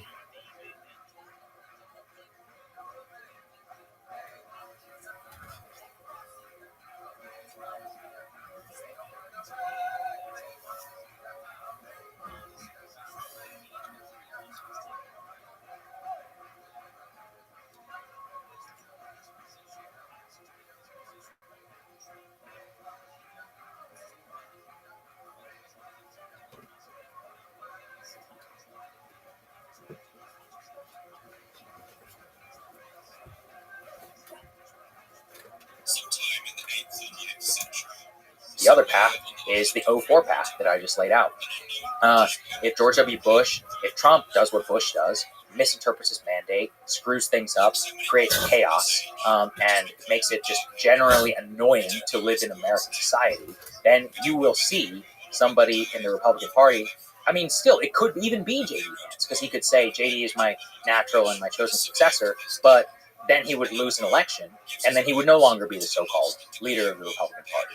So I could see it swing in the other direction. I could see, Republicans or others, let's say if it's a total disaster and we get down to like 20% approval ratings and the economy is bad and stuff like that, Glenn Youngkin or somebody like that who's very diametrically opposed to Donald Trump, or at least, aesthetically, is somebody like that who could rise from the ashes. And I'm just saying, like, in terms of his aesthetic, not him per se. So there's a variety of different directions. It's a big question about the Republican base. I mean, a shit ton of people voted Republican now for the first time ever. So are they going to vote in party primaries? I don't know. The traditional party primary voter is like a white boomer. It's like 58, 59. Is the Latino guy in California who turned out to vote for Trump with a MAGA hat and rolling around, suburban Los Angeles with that, is he going to vote in the Republican Party? That could change. So the type of candidate themselves could come. So it's way too early to say. We have so many variety of paths that we could go down. Yeah, I think Trump is a singular figure in terms of, like, if you support Trump, there's a vibe. I know Kamala has a vibe. Mm-hmm. There's definitely a vibe to Trump and MAGA, and I think even with JD, that's no longer going to be there. So if JD runs and wins, that will be on principles, and he's a very different human being. He is so different than Trump, right? You can see his empathy, right? Remember in the VP debate when he was like, "Christ have mercy," when Tim Walz was talking about his son. I mean, that's not something Donald Trump would say. Okay, it's just not like in terms of, I mean. And this, by the way, this is my own bubble test. I have no idea how somebody listens to Trump and J.D. Vance is like, Trump is the guy who should be the president. I honestly, I don't get it. That's my own cards on the table. I am in too much of a bubble where my bias is to, being well-spoken and being empathetic, or at least being able to play empathetic and being extremely well-read about the world and thoughtful, and somebody who's, somebody like him who's engaged in the political process but also been able to retain his values and be extremely well-articulate his worldview. That's my bias. That's who I would want to be the president. But, it's a big country. People think that. By the way, I share your bias. Yeah. And I sometimes try to take myself out of that bubble. Like, maybe it's not important to have read a book or multiples of books on history. I'm not saying everybody should be like me, but that's my point. I'm checking myself by being like, because of who I am, that's how I see the world. And that's how I would choose a leader. But that is not how people vote, period. Nothing has taught me that more than this election. I wish it did. I mean, I don't know if that's the lesson to take away. I think. Yeah, but who are we to say? People are allowed to do what they want. I'm not going to tell somebody how to vote. No, what I'm saying is, you take everything Trump is doing, everything, the dance, all of it, and add occasional saga-like references to history books. I think that's just a better candidate. I agree with you. I mean, listen, it's my bias. Yeah, I don't know. I don't think that's bias. I think that's not a bubble thinking. I think it's amazing to me, right? Like, listen to the JD interview with Rogan. JD. He'll drop obscure references to studies, to like papers that have come out, essays, books. Like, this is a very well-read, high IQ, well-thought-out individual who also, has given his life to the political process and decided to like deal with all the bullshit that this entire system is going to throw at you whenever you start to engage, that's who I would want to be president. But I'm biased, so what can I say? I like how you keep saying you're biased, Yeah. as if there's some percent of the population that doesn't like people to read at all. Okay. What about the future? You kind of hinted at it, the future of the Democratic Party. Yeah. Do you see any talent out there that's promising? Is it going to be an Obama-like figure that just rolls out of nowhere? Clinton is the better example, because the Democratic Party was destroyed for 12 years. From 1980, the 1980 election to 1992. They're 12 years out of power. In periods of that long of an era, it takes somebody literally brand new who is not tainted by the previous to convince the base that you can run and convince the country that you're going in a new direction. So I would not put my money on anybody tainted by the Great Awakening, by TDS, by the insanity of the Trump era. It has to be somebody post that, and or somebody who is able to reform themselves. It will, in my opinion, it will likely not be any establishment politician of today who will emerge for the future. Like I said, my dark horse is Dean. I think that the Democratic base is going to give Dean a shit ton of credit, and they should, for him being out. And look, let's be honest, he's a no-name congressman from Minnesota. Nobody cared who Dean Phillips was. But just like Obama, he had courage, and he came out and spoke early when it mattered. And by doing that, he showed good judgment. And he showed that he's willing to take risks. So I would hope in America's political system that we award something like that. And I do think the Democrats will reward him. But I'm not saying it will be him per se. But it will be a figure like that, who is not nationally known, who has read the tea leaves correctly, who took guesses and did things differently than everybody else. And most of all, I'm hoping that heterodox attitudes, ideas, behaviors, by definition, after a blowout, those will likely be the ones that are rewarded. So I cannot give a name, but I can just describe the circumstances for what it will like. Can you imagine an amorphous figure that's a progressive populist? It would be very difficult at this point, just because a huge portion of the multiracial working class has shifted to the right. But I could see it. I mean, look, people change their minds all the time. Like, there are people out there who voted for Barack Obama who's now voted for Donald Trump 3 times. So, a lot can change in this country. If you make a credible case, you've got a track record, speak authentically, and you can try to divide the country along class lines and be authentic and real about it, maybe. I think you have a shot. I still think you're probably going to get dinged on culture, just because I think this election has really showed us how important immigration and culture is. But, actually, what the left populace should pray for, and they won't admit this, is that Trump actually solves immigration, like in terms of changing the status quo. You know how, in a way, that the Supreme Court just ended the conversation on gay marriage? So Republicans were like, yeah, whatever, we support gay marriage. Because they're like, that's the law of the land, it is what it is. They should just hope that their unpopular issue is resolved by the president, and thus they just don't have to talk about it anymore. And now the battleground is actually favorable for them. They get to talk about the economy and abortion. So their least popular issue gets solved by the president by consensus from his mandate, and then they can run on a brand new platform for the new issues that are facing America. All right, let's put our historian hat back on. Okay? Will the American Empire collapse one day? And if it does, when it does, what will be the reason? Statistically, likely. Statistically, Yes. With the famous Fight Club quote, it's like on a long enough timeline, the survival rate for everything drops to 0. I like for all the books you've quoted, you went to Fight Club. I guess Okay. the movie, right? The book's good, though. People should read that, too. In terms of why, again, statistically, the answer is quite simple. It usually comes back to a series of unpopular wars, which are pursued because of the elite's interests. Then it usually leads to a miscalculation and not a catastrophic defeat. Normally, it comes gradually. Most of the times when these things end, the crazy part is most people who are living through End of Empire have no idea that they're living through the end of the empire. And I actually think about that a lot. From Decline and Fall of the Roman Empire by Edward Gibbon. Actually, your episode on Rome is fantastic. People should go listen to that. So there you go.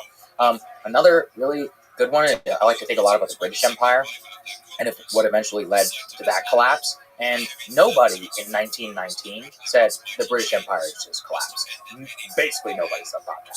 They were like, yeah, the First World War is horrible, but actually we came out of this okay. We still have India, we still have all these African colonies and all that. But, long periods of servitude, of debt to the United States, of degradation, of social upheaval, of Bolshevism, of American industrial might. And next thing you know, you find yourself at Potsdam, and Churchill's like, holy shit, I have barely any power in this room, right? Mm-hmm. So revolutions happen slowly and then all at once. And so could you really put a real pin in the end of the British Empire? It took almost 40 years for it to end. So America's empire will eventually end either from rising geopolitical competition, likely China, could be India, nobody knows. It will likely be because of being overstretched, of elite capture is usually the reason why, and a misreading of what made your original society work, in the first place. And that is one where, honestly, all three of those things will happen all at once, and it will happen over an extremely long period of time. And it's very difficult to predict. I would not bet against America right now. I think we have a lot of fundamental strengths. It's such a unique and dynamic country. It really is fucking crazy. Every time I travel the world, as much as I love all these different places, I go, man, I love the United States so much. You will love it more when you leave. I really believe that. So it's nice to remember how quickly the public opinion shifts. We're very dynamic and adaptable, which annoys me. I understand that's part of the political discourse, saying if Trump wins, it's the end of America. If Kamala wins, it's the end of America. So stupid. Yeah. But I understand that the radical nature of that discourse is necessary to, like we mentioned, to dry out votes. I like to think about Americans in 1866. I cannot imagine going through a war where some X%, I think it's 2 or 3% or whatever, the entire population was just killed. Our president, who was this visionary genius who we were blessed to have, is assassinated at Forks Theater immediately after the surrender of Lee. Andrew Johnson, who's a bumbling fucktard, is the one who is in charge. And we're having all these insane crises over internal management while we're also trying to decide this new order in the South and whether to bring these people, how to bring these people back into the Union. I mean, I would have despaired in that year. I was like, it's over. This is it. The war, I'm like, was it worth anything? If Andrew Johnson is going to be doing this, or even in the South, I mean, I can't even imagine for what they were going through too. They have to go home and their entire cities are burned to the ground and they're trying to readjust, and their entire economy and way of life is overthrown in 5 years. I mean, that's an insane time to be alive. And what do we know? It worked out. By 1890s or so, there were people shaking hands. Union. There's a cool video on YouTube actually of FDR, who was addressing some of the last Gettysburg veterans. I think it was the 75th anniversary or whatever. And you can literally see these old men shaking hands across the stone wall. It gives me hope. Yeah. Let's linger on that hope. What is the source of optimism you have for the 21st century, for the century beyond that, human civilization in general? Because, it's easy to learn cynical lessons from history, right? Mm-hmm. That shit eventually goes wrong, but sometimes it doesn't. So what gives you hope? I think that the fundamentals of what makes humanity great and has for a long time are best expressed in the American character. And that despite all of our problems, that as a country, with our ethos, a lot of stuff we talked about today, individualism, the frontier mindset, the blessings of geography, the blessings of our economy, of the way that we're able to just incorporate different cultures and the best of each and put them all together, give us the best opportunity to succeed and to accomplish awesome things. We're the country that put a man on the moon, which is the epitome of human spirit. I hope to see more of that. And, I think last time I was here, I shouted out, and I love Antarctic exploration. I've read basically every book that there is on the exploration of Antarctica. And one of the reasons I love to do so is because there is no reason to care about Antarctica. None. There's nothing down there. Zero. Going to the South Pole is a truly useless exercise. And yet, We went. We went twice, actually. 2 people went there in the span of 5 weeks, and they competed to do so. And the spirit that propelled Amundsen and Scott's expedition, and people like Shackleton, who's like, if you were to ask me my hero of all heroes, it's Ernest Shackleton, is because his spirit, I think, lives on in the United States. It unfortunately died in Great Britain. And interestingly enough, the Brits even understand that. They're like, it's very interesting how popular Shackleton is in America. And even though he was Irish and he was a British subject, to me, he's a spiritual American. And I think that his spirit lives on within us. And has always been there to a certain extent. And everywhere else, I think it's dying. But here, I love it here. There's so many cool things about America. People move around all the time. They buy new houses. They start families. There's no other place you can just reset your whole life. In the same country, it's wild. You can reinvent yourself. You can go broke. You can get rich. You can go back and forth multiple times. And there's nowhere else where you have enough freedom and opportunity to pursue that. You definitely have a lot of problems, but I've traveled enough of the world now to know that it's a special place. And that gives me a lot of hope. I wish I could do a Bostonian accent of we do these things, not because they're easy, but because they're hard. Because they are hard. Thank you. That's so true. Scott Irish got us. Well, listen, I'm a huge fan of yours, Sagar. I hope to see you in the White House interviewing the president. There you go. That's the only situation you miss in the White House. Front row and just talking free. I would love to live in a country and in the world where it's you who gets to talk to the press secretary, to the president, because I think you're one of the good ones as far as journalists go, as far as human beings. So I hope to see you in there, and I hope you get to ask a question that ends up in a book. That ends up in a good history book. Absolutely. Well, likewise, I'm a huge fan of yours. For anybody out there who's interested, I compiled a list, and I will go retroactively edit it. Just go to sagarandjetty.io. I created a newsletter with a website that has all the links to all the books I'm talking about here. Beautiful. The hundreds of books that were mentioned here. All right, brother. Thank you so much for talking to us. Thank you. Thanks for listening to this conversation with Sagar and Jetty. To support this podcast, please check out our sponsors in the description. And now, let me leave you with some words from Voltaire. History is the study of all the world crying. Thank you for listening. I hope to see you next time.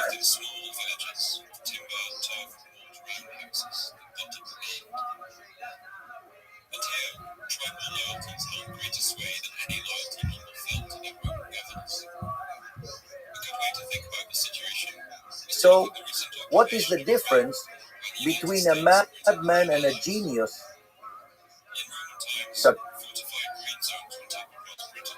Success.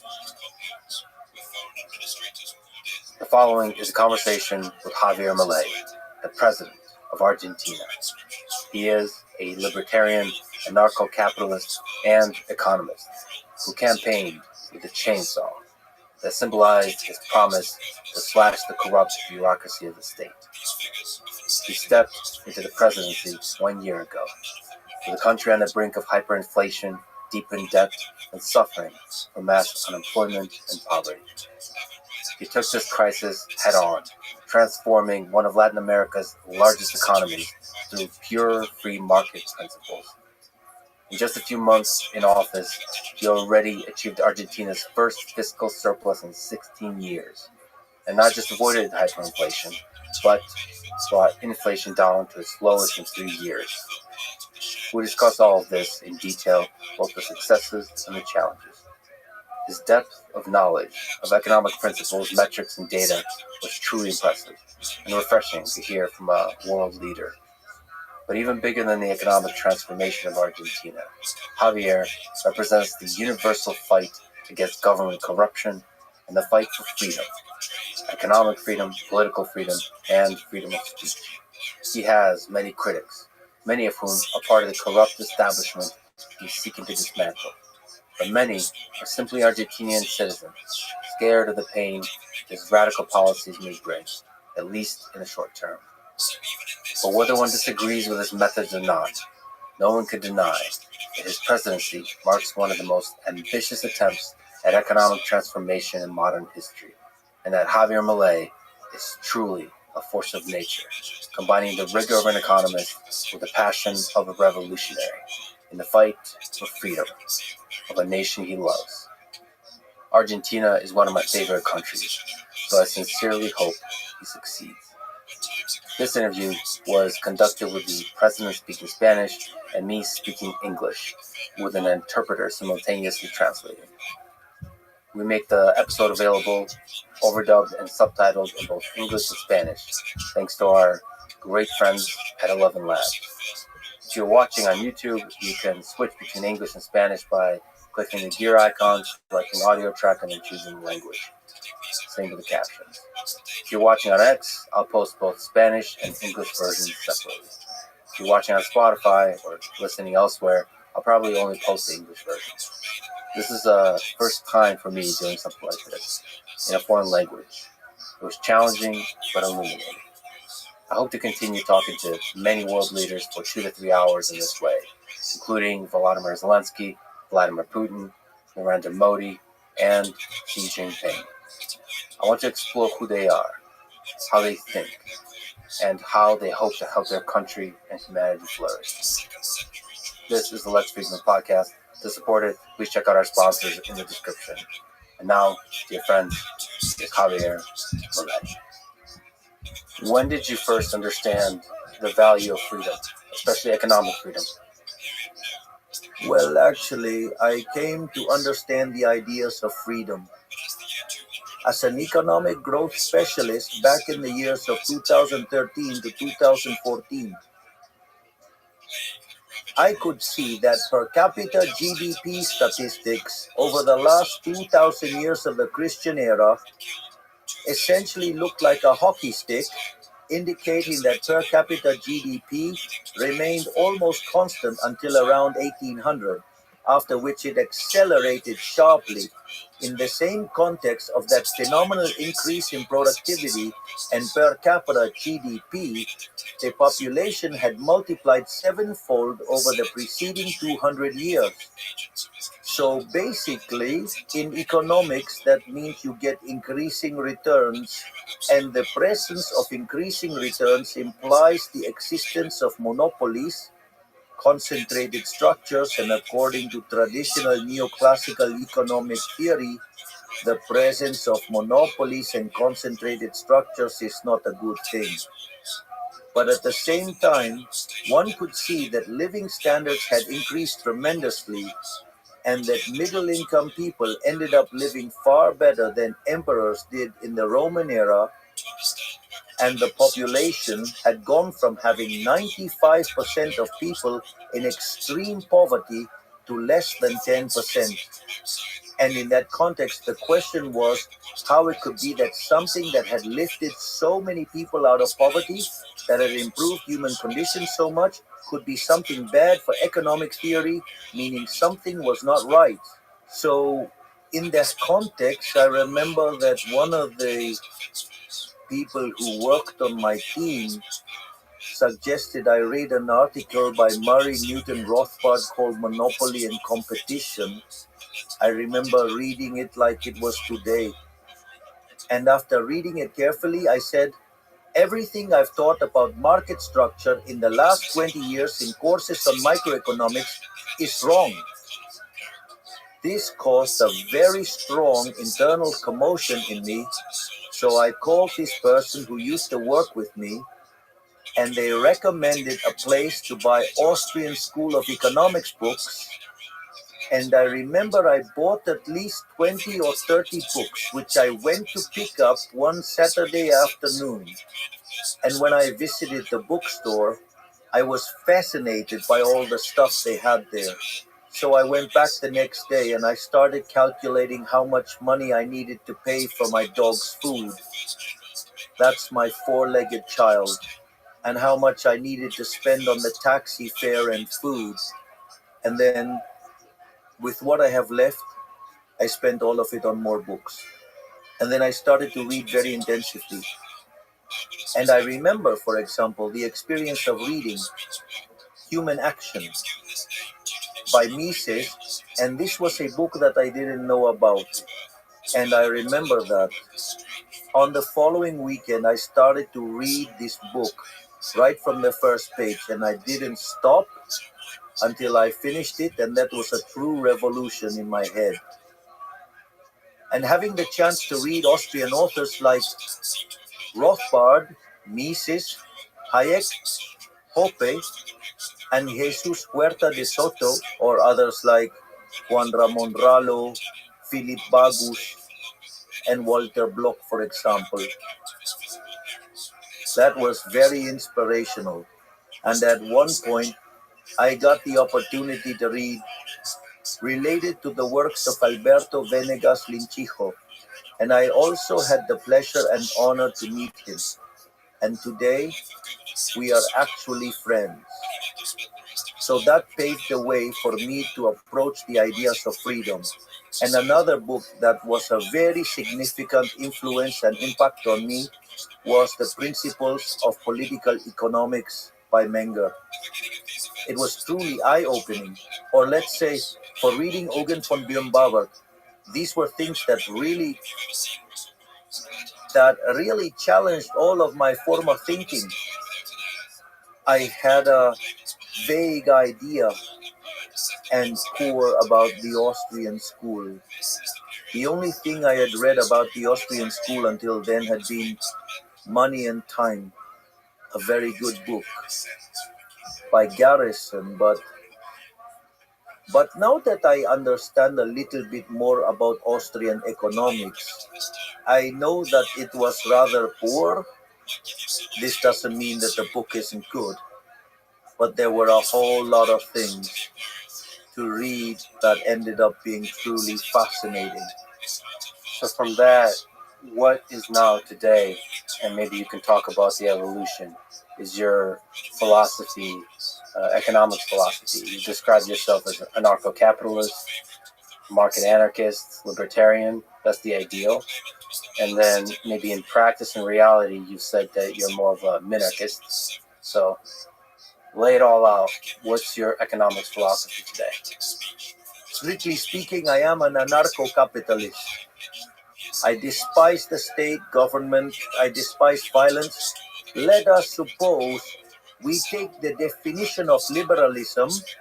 I usually use the definition of liberalism given by Alberto Venegas Linchijo, which is very much in line with the definition of John Locke, which essentially matches the definition by Alberto Venegas Lynch Jr., who said that liberalism is the unrestricted respect for the life project of others based on the principle of non-aggression and in defense of the right to life, liberty, and property.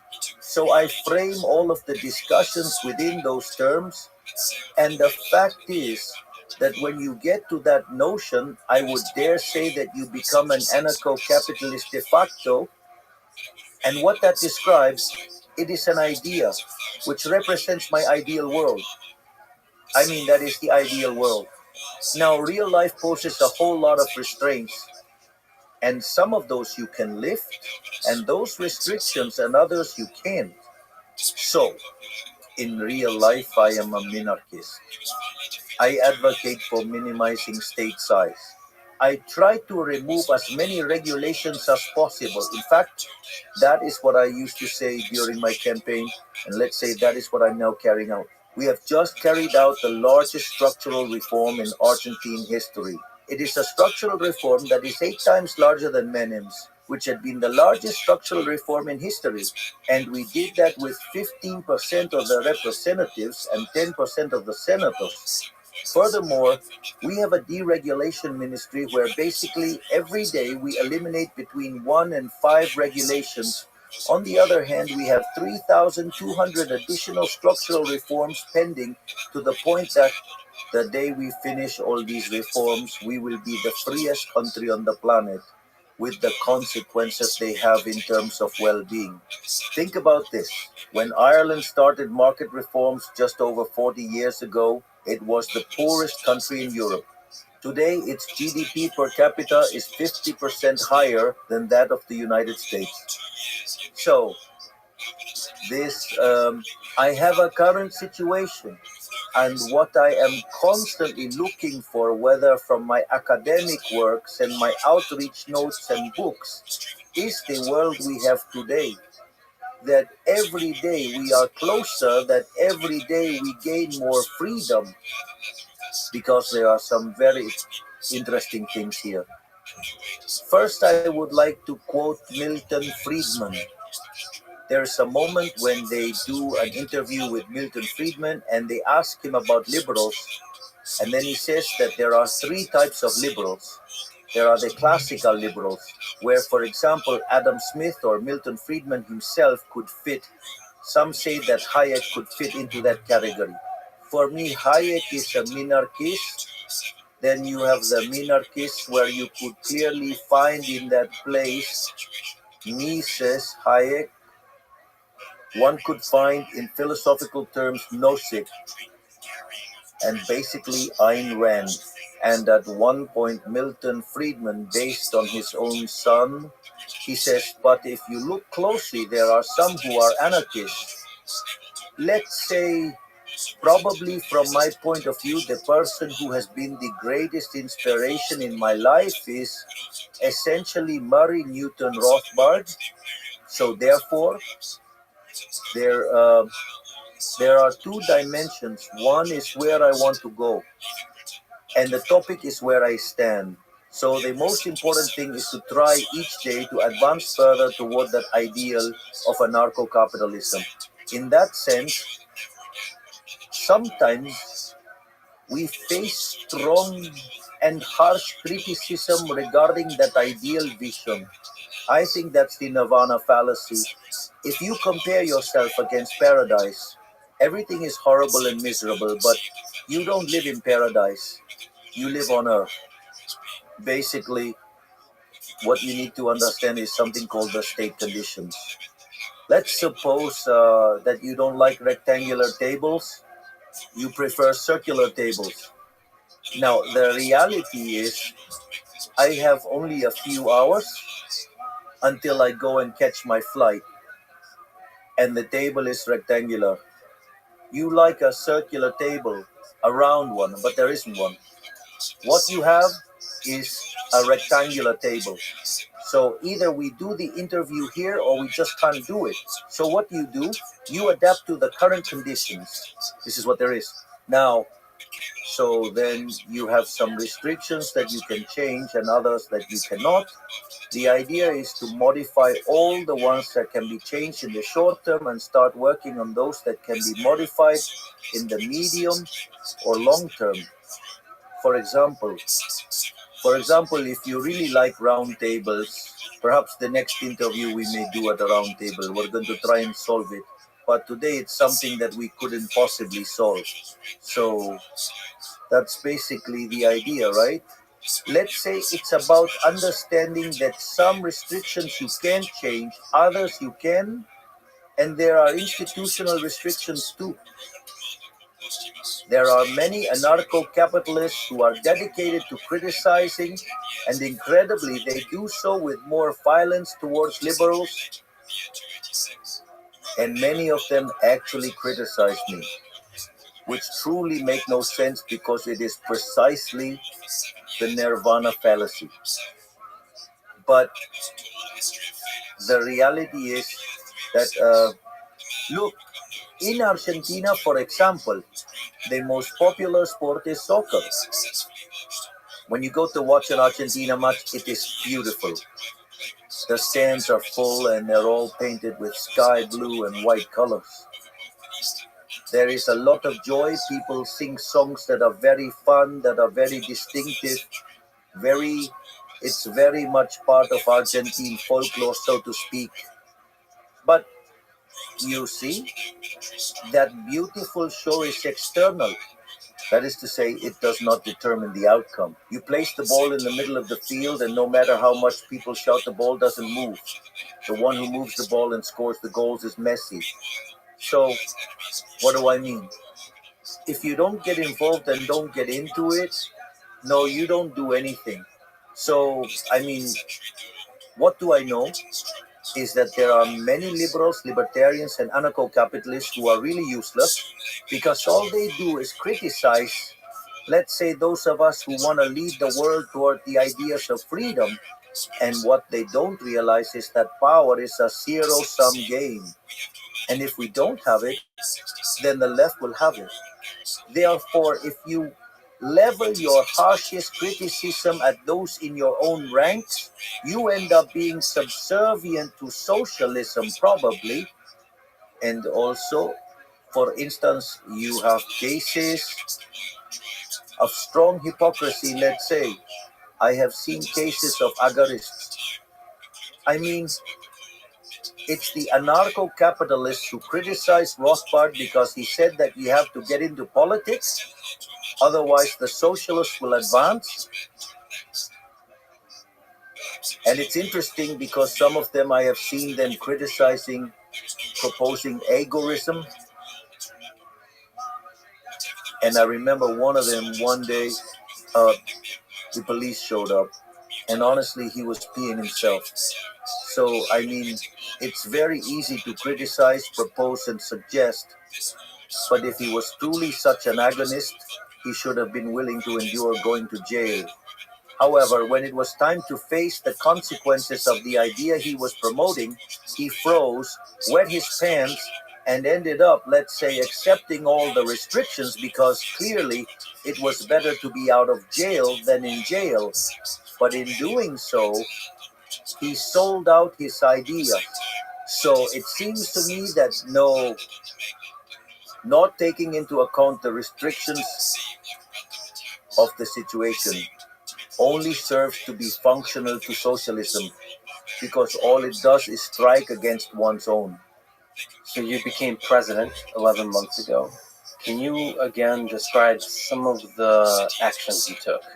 For example, you cut half the number of government ministries, layoffs, removed price controls. It would be interesting to lay out the first steps and what's next. If you allow me, I will first give you a description of the situation we received, and based on that, I will tell you each of the things we did when we first took office. Basically, what we found was that in the first week of December, inflation was rising at a rate of 1% per day, which means 3,700% annually. In the first half of December, it had accelerated to 7,500% annually.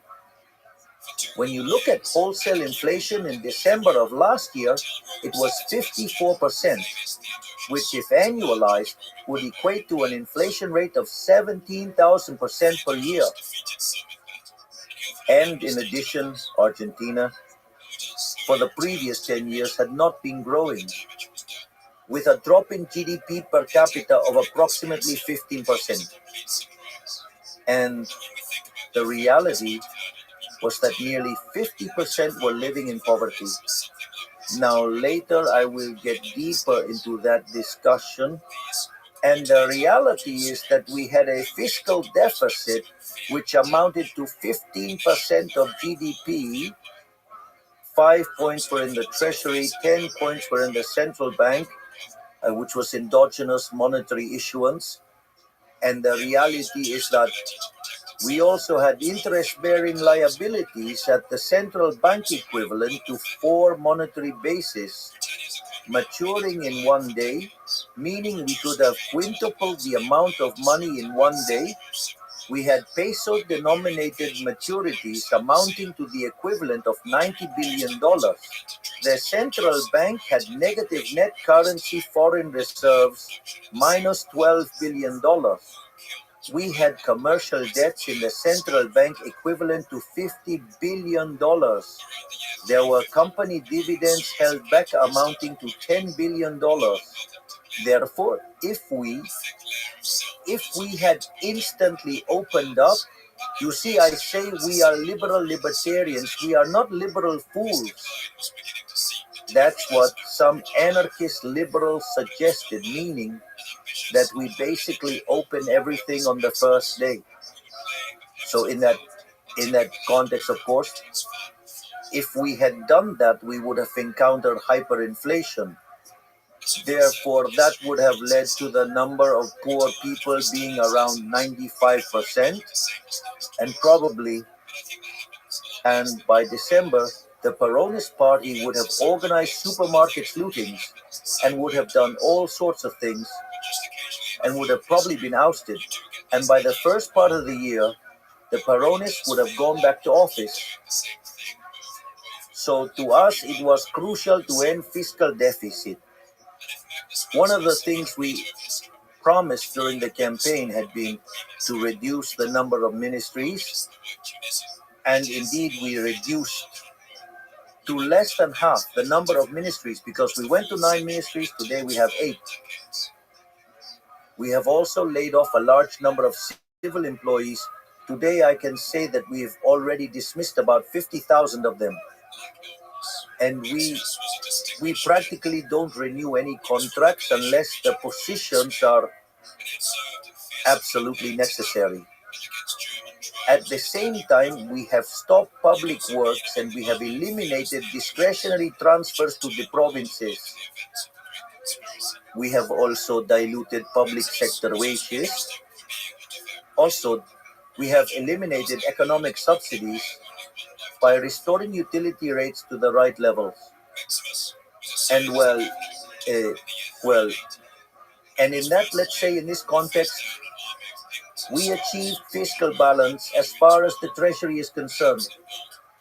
This is very important because in the last 123 years, Argentina had a deficit for 113 of them, and in the 10 years it did not have a deficit because it was not paying the debt. So that was absolutely false. And they told us it would be impossible to do that. We had planned to do so within a year.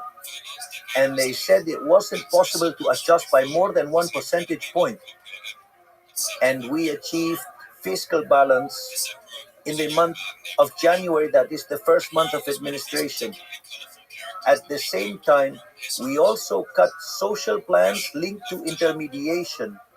This is very important because we knew we were going to make a very tough adjustment, and we knew that this was going to have a cost in social terms.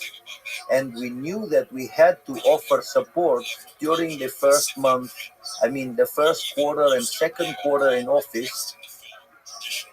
One of the things we did was to eliminate what are known as poverty managers, that is, intermediaries.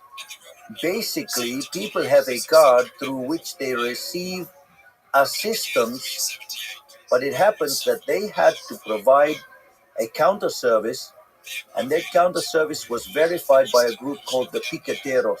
So, in that context, when they were going to sign, the counter service took away half of the money. So, by removing that payoff, they stopped extorting them, stopped stealing their money, and with the same amount of money, they received double the resources. And of course, we also provided an additional boost. So, let's say that this is related to the 5 adjustment points in the treasury. Now, what happens? As we began to achieve fiscal balance and no longer needed to issue money to finance ourselves, and as we also met interest payments and some capital repayments, one of the things that happened is that the debt market began to be recreated. So we were able to take debt out of the central bank and transfer it to the treasury, where it should have always been. And that meant an adjustment of approximately 10% of GDP. Everyone said this would be impossible and couldn't be fixed. Essentially, what we did was implement a fiscal adjustment at the central bank amounting to 10% of GDP. So if you ask me, it's clear that we have not only made the biggest fiscal adjustment in the history of humanity, because we made a fiscal adjustment of 15 points of the GDP, but also most of that went back to the people as less seniorage, as a lower inflation rate. It's true that we temporarily raised the country tax, but we lowered it in September. And now in December, we're going to eliminate it.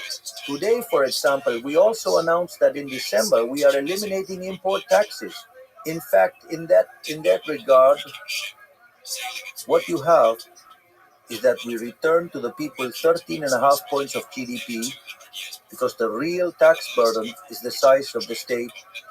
So while back in December we were discussing hyperinflation, today we are discussing 30-year loans. In other words, all those resources that the national government used to take are now back in the private sector. And that's what has allowed it to be very dynamic. And this has two very strong impacts. The first one is that if you look at wholesale inflation, it went down from 54% to 2%. So it went down by 27 times. It was divided into 27. So we had inflation at a rate of 17,000% annually, and it's now close to about 28% a year. But it's not only that. You could consider consumer inflation. The latest consumer inflation rate was 2.7%. Now it happens that we, essentially due to a matter that is related to the central bank's balance sheets and also due to the debt stocks, we still have controls in place and we are eliminating restrictions day by day. Now, the interesting thing is that we have a 2% monthly devaluation standard, and there's international inflation, of course, which means that you then have to subtract 2.5 points from the inflation observed by the consumer. This indicates that inflation in Argentina, the true inflation, not the induced one, but the actual monetary inflation, is 0.2% per month. At 0.2% per month, this equates to 2.4% annually. What I'm saying is, the original discussion was about whether inflation could reach 17,000%.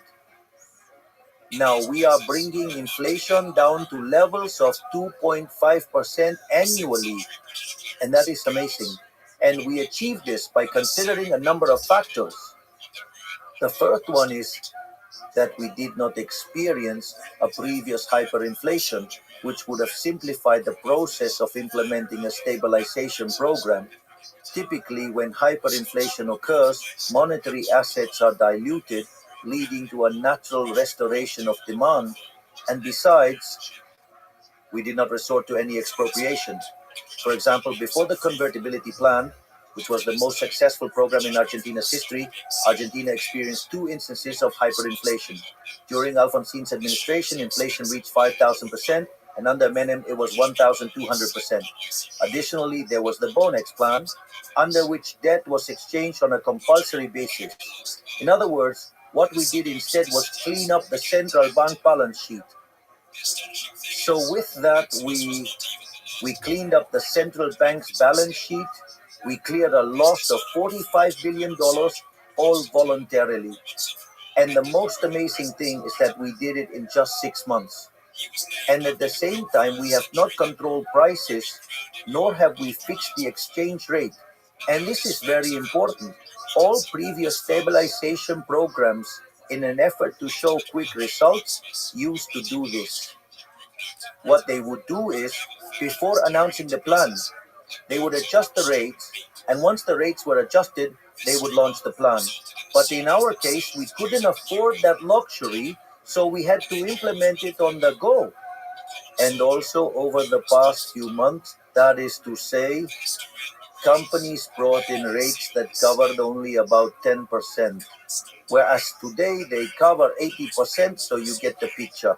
Just imagine the adjustment we are making, and in that sense, it is also incredible what we have achieved, because if we were to work with the inflation we have in our country today, considering the exchange rate situation, the figures are even better than during the convertibility program, which was the most successful economic program in Argentina's history. And in fact, there is an article called Passing the Buck, which is by Gerardo de la Paulera Bozzoli and Irigoyen, that demonstrates that Menem's first government was the best government in history. And basically, it argues two things in the success of the stabilization of the convertibility program. So if you take a closer look, when you examine it carefully, when you account for all these factors, our disinflation process is actually much more genuine. And not only that, it's also much deeper. We restored freedoms to Argentinians while simultaneously implementing a structural reform 8 times larger. And we accomplished this with 15% of the representatives, 10% of the senators, and within the first 6 months of government.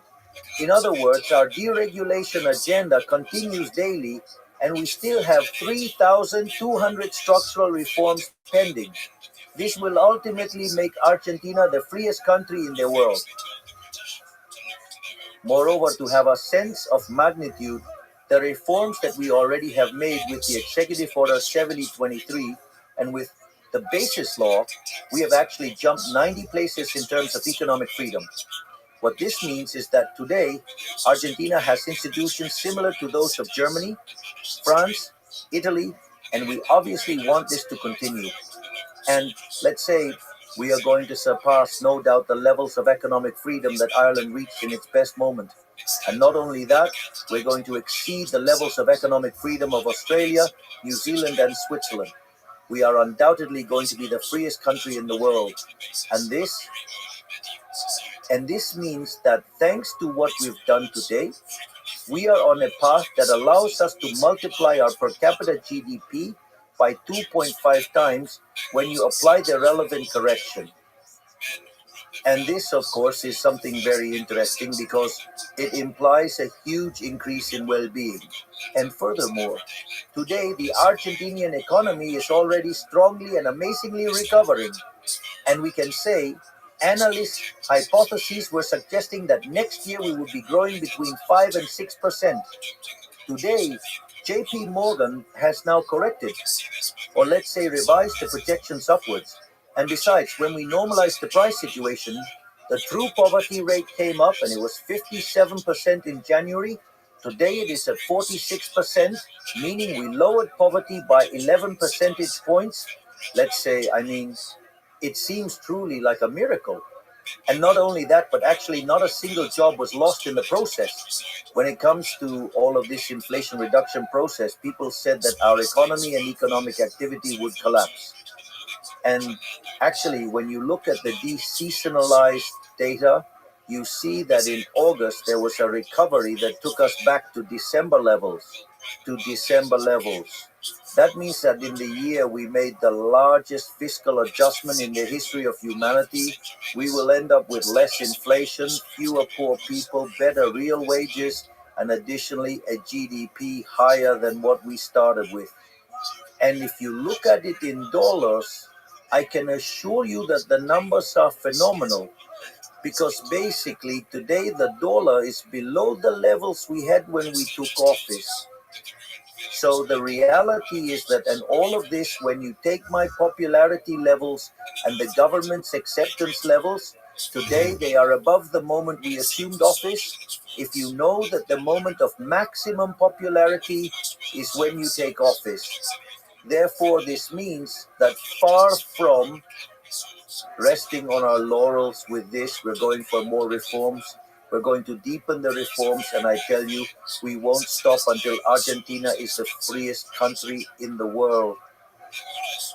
Furthermore, a recent work by an Argentinian economist named Juan Pablo Nicolini was presented at the central bank's monetary meetings, and he works at the Federal Reserve. And it's interesting because he shows that only on the basis of what we have done in fiscal matters, it ensures that in the span of 10 years, we can double the GDP per capita, meaning that Argentina could grow at rates of 7% annually, which is very much, and that has strong consequences in terms of improving quality of life, reducing poverty, reducing indigence. Therefore, if during the worst moment our image didn't suffer and we stayed strong in our ideas, now that everything is working much better, why should we change? On the contrary, we are ready to redouble the bet, to redouble our efforts, because we've done things that no one else has done. I will give you an example. There's something that seems trivial, but there's what's called the single paper ballot. Argentina used to vote with huge ballots, which were above all, very costly, and that reform, it never, let's say it wasn't done because it always harmed the ruling party. So everyone talked about going to the single paper ballot, but no one did it when they were in power. They didn't want to implement it because they preferred to commit fraud or use some kind of trickery to avoid applying that rule that makes the election more competitive. Well, what's interesting, we sent that law and it was approved. What's more, now we are finishing with the open, simultaneous, and mandatory primaries because it was a mechanism by which politics was also stealing. We are eliminating the financing of political parties. If you look, we have reduced the fiscal pressure by 15 points to the Argentinians. We are restoring freedoms with a deep set of structural and regulatory reforms. That is, I think that any sensible liberal could perceive we are already delivering a wonderful government. In fact, it's the best government in the history of Argentina. If the best had been that of Menem, we've already outpaced him. Maybe you could explain to me the metrics of poverty and unemployment.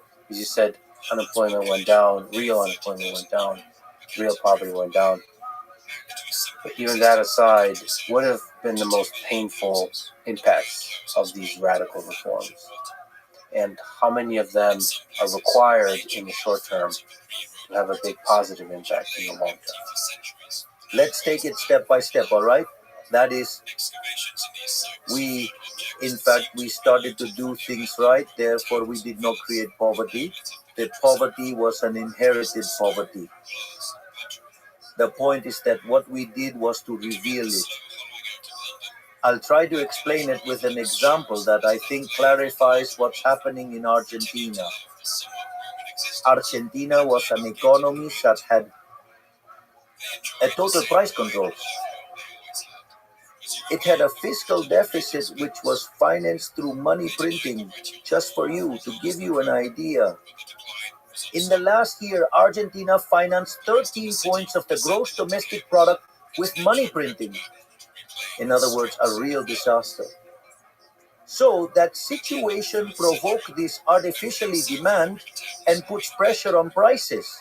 The issue is that price controls are applied additionally over the prices that they enter the price index with which inflation was, I'm not saying they were lying about it, it was distorted.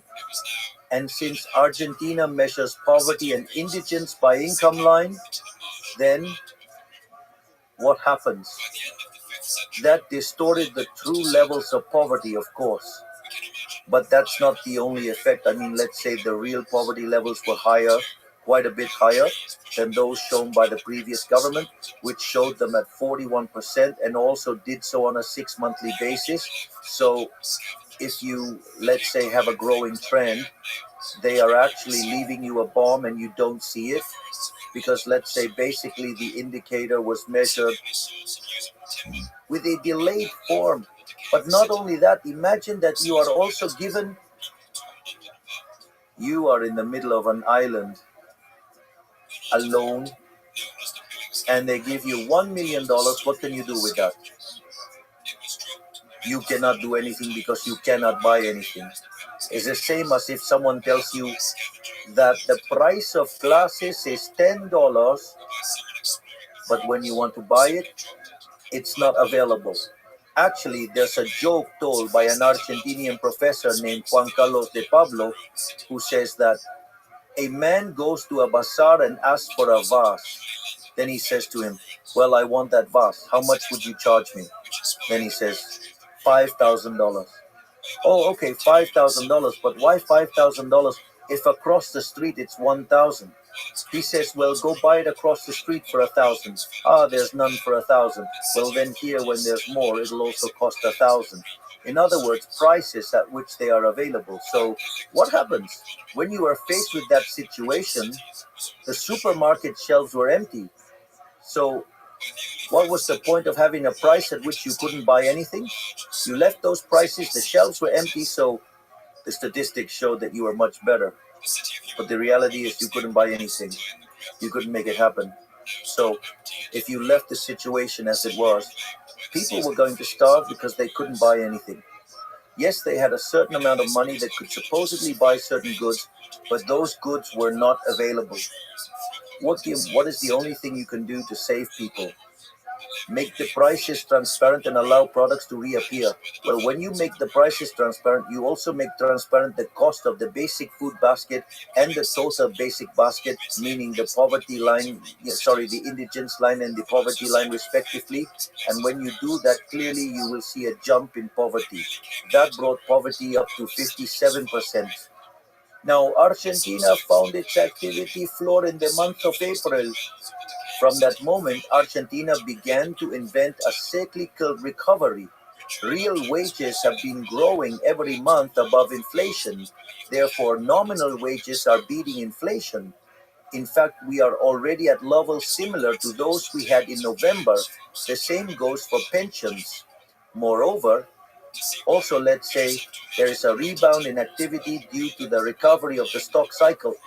Therefore, this is also contributing to more and better paid jobs. In fact, this is so strong and evident that the wages growing the most are in the informal sector. This means that poverty and extreme poverty are decreasing much faster than we imagined. But not only that, by eliminating inflation, you remove the inflationary tax, but the real burden is the fiscal deficit, which was 15 points of the GDP. Okay, we temporarily raised the country tax, now we lower it, but we return that to the Argentinians. We gave back 15 points of the GDP. Not only that, but also, when you eliminate inflation, you remove the distortion of relative prices, therefore the allocation of resources is much better. Not only that, but also with the strong fiscal adjustment we made, we have reduced the country risk from 3,000 basis points to 770. Today, Fitch raised Argentina's rating to triple C. So, what do I mean? That translates into a lower country risk and interest rates, and that generates an increase in investment, also generates an increase in consumption. In other words, the Argentinian economy is currently in an absolutely flourishing moment. And how is that sustained in the long term? With structural reforms, which we implement daily, deregulating the economy and introducing new laws that free Argentinians from the many oppressive measures that have burdened it over the past 100 years. You've spoken about the caste, the corrupt political establishment. So there's a lot of powerful people and groups that are against your ideas. What does it take to fight when so much power is against you? Look, we have fought against corruption like never before in Argentina. In fact, when we took office, for example, there were about 900 roadblocks per year. That is, people who made a habit of blocking the streets. They prevented free movement. And besides, they were given social plans and they were given a lot of money.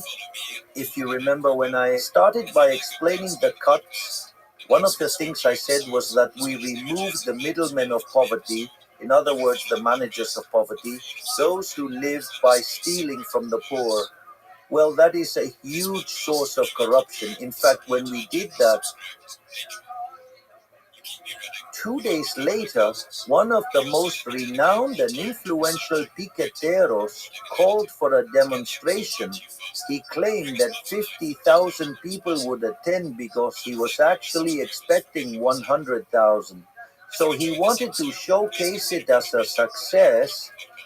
And so then, let's say with the decision made in human capital to cut their funding, the anti-blockade protocol was also enacted, where those who blocked the streets wouldn't receive welfare benefits and those who broke the law would go to jail. All of that. And also, we were informing this through transportation channels. Well, in that march, they expected to have 100,000 people there. And actually, it turned out to be 3,000 people.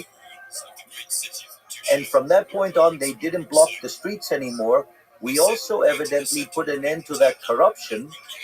One of the things that also generated a lot of corruption was public works. Another thing that led to significant acts of corruption were the discretionary transfers to provinces. In general, these transfers were made to the provinces with accounting as obscure as possible. So, the national government, in collusion with the governors, let's say, the money ended up being used for other things. Not only that, with which we have already done many things. Furthermore, the Ministry of Human Capital is always filing complaints in court, not in the media, in court. Acts of corruption like never before in Argentine history. Not only that, but also in terms of condemning corruption. That is, we have done, for example, 2 days ago, it was condemned. Cristina Fernandez de Kirchner got a sentence for corruption. I mean, due to corruption, and the next day, that is yesterday, we took away their privileged pensions. At the same time, we have discovered that Kirchnerism used disability pensions for acts of corruption. For example, there is a city that has more disability pensions than people. In other words, to give you an idea of the things being done in Argentina. And also in Argentina, we have restored freedom to the judiciary. We do not pressure the judiciary. And this is so true that during my government, not only was Cristina Fernandez de Kirchner convicted, but also the 2 terrorist attacks carried out by Iran were condemned. So, if there is a government that is truly fighting against corruption, it is us.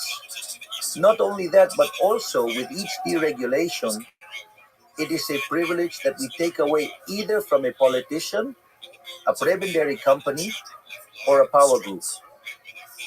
That is also very powerful. No one in Argentina has ever fought against corruption the way we have.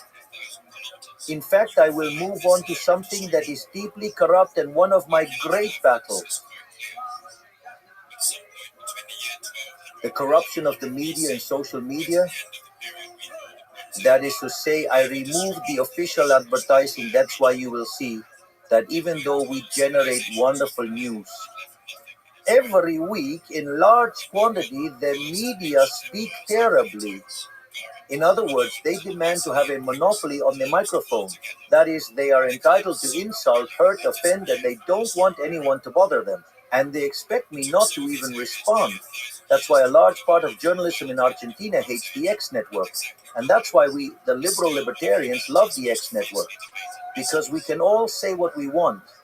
However, let's say these supposed journalists who defend freedom of expression, actually what they want is to censor the ideas they don't like.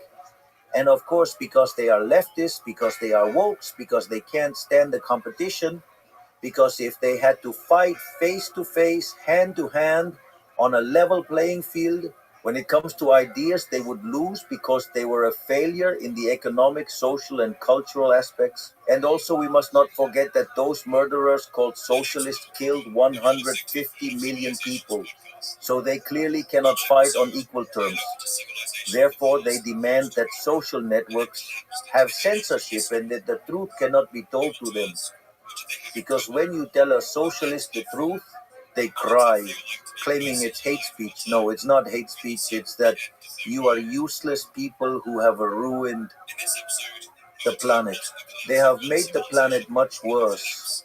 And fortunately today, thanks to social media, especially due to the enormous and brave work of Elon Musk and the role of Twitter, today, X, right, allows information to flow, which makes it possible, let's say, to expose politicians and also expose the media.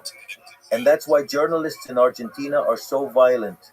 Why? Because before they could, for instance, a journalist went and, for example, he would go to a person and he would throw a folder at them and say, if you don't give me X amount of money, I am going to publish all of this. and tarnish your reputation. And I know for a fact a case of a journalist who carried out this extortion twice to a businessman. That businessman told him that he wasn't going to pay, and evidently the journalist did it. Obviously, they went to court, there was a trial, and that journalist lost both times. But that process is very slow, and in the meantime, they smeared. So since the justice system takes a long time, so what is the problem? The problem is that in the meantime, your life got dirtied. So why can journalists do all this? Well, that's why they dislike X. They dislike social media. They dislike the new form of communication because it took away their monopoly over the microphone. And by taking away the monopoly over the microphone, it removed the economic benefits of extortion. So clearly, that's another battle I'm fighting. You read a newspaper in Argentina, and 85% of what you read is a lie. That is to say, the fundamental characteristic of most journalists, not all, but the vast majority of journalists in Argentina, with some honorable exceptions, is that they are liars, slanderers, and defamers. And if the monopoly they demand were still in place, that they want to reign again, I have no doubt that they would demand money in exchange for silence, because that's what they are. They are extortionists, they are thieves, they are corrupt. And then, of course, obviously, when you take away a privilege from a sector, they get upset. Well, welcome to freedom. So you're not only fighting for economic freedom, you're fighting for freedom of speech. Exactly. I fight for freedom in all aspects of life.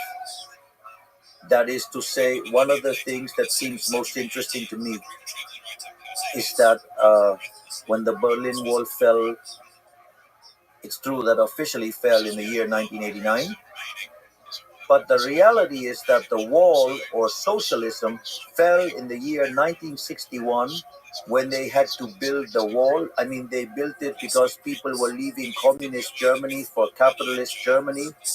They realized that those on the Western side were much better off. And of course, to prevent people from leaving, they put, what a wonderful system, right? So, I mean, they had to trap people, they couldn't let them go. I mean, these are such wonderful ideas that they had to apply them at gunpoint. It's quite, well, it's no coincidence that they killed 150 million human beings. So, what happened then? The official fall of the wall in the year 1989 made it clear that socialism had failed. In that context, the socialists, they moved the discussion of class struggle in economics and took it to other areas. So, for example, socialism, or what is of the 21st century, or cultural Marxism or post-Marxism, whatever definition you want, is to take class struggle to different aspects of life. For example, one of the aspects of life where you, let's say, have this is in gender ideology. I mean, it's incredible because the first ones to defend equality before the law were the liberals. The first to defend women's rights were the liberals. Jeremy Bentham in the year 1750 was the first to demand equality before the law for women. I mean, because of equality before the law for women and equality of rights, the first ones who advocated for this were the liberals. Did you know? However, what does the left do? They just go on to radicalize it. And then it moves to what is called female chauvinism. Female chauvinism is, let's say, the fight against males. And then, I mean, how do they do it? They do it by assigning rights. But when you assign a right, someone has to pay for it. And that has consequences. And in general, let's say, this always happens. The consequences are that the results are worse than what you had before. I mean, in any state intervention, the subsequent result is often worse than what you originally had. So that's one thing. And not only that, but the other side of this is the environmental agenda, which sets man against nature, involving all aspects of environmentalism and everything related to climate change. In other words, they can't stand any serious discussion. Therefore, all environmental policies are nothing more than an excuse to collect taxes, so that a group of parasitic bureaucrats can live at the expense of others and finance sinister ideas. Where the most sinister idea of all is that there is no room for everyone on planet Earth. That is, an idea that failed with Malthus at the beginning of the 19th century, a murderous idea that was also applied by the Egyptians against the Jews, and this is famously recorded in the book of Shemot or Exodus. Or, for example, another thing is Black Lives Matter. That is, black people against white people, or indigenous people against the established communities. Or, everything related to LGBT agendas. Definitely, these are some of the ways in which, socialism extended the class struggle into other aspects of society, creating divisions and fostering deceit with the sole purpose of absorbing taxes. What was the Ministry of Women in Argentina doing? Did it manage to reduce a single femicide? No, none at all. The number of femicides exploded just the same. In fact, the most feminist president in Argentine history, Mr. Alberto Fernandez, used to beat his wife. That is such a strange feminist. So within the ranks of feminists, let's say, you will essentially find the largest number of rapists and women beaters. And it's quite interesting what they do. Their hypocrisy is truly striking. It's not just about that, though. The battle is on three fronts.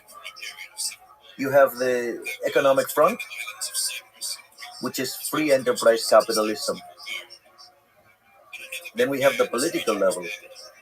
Currently, the system that the world has designed is a Republican liberal democracy with checks and balances. And at the cultural battle level, notice that socialism has been very successful in the cultural battle. It has been very successful politically because it was able to translate that political battle in winning many elections. But why is it falling apart? Why? Because it produces misery, and because the economic system is a disaster, so people eventually realize that it is making things worse for them. Libertarians are very good when it comes to economics.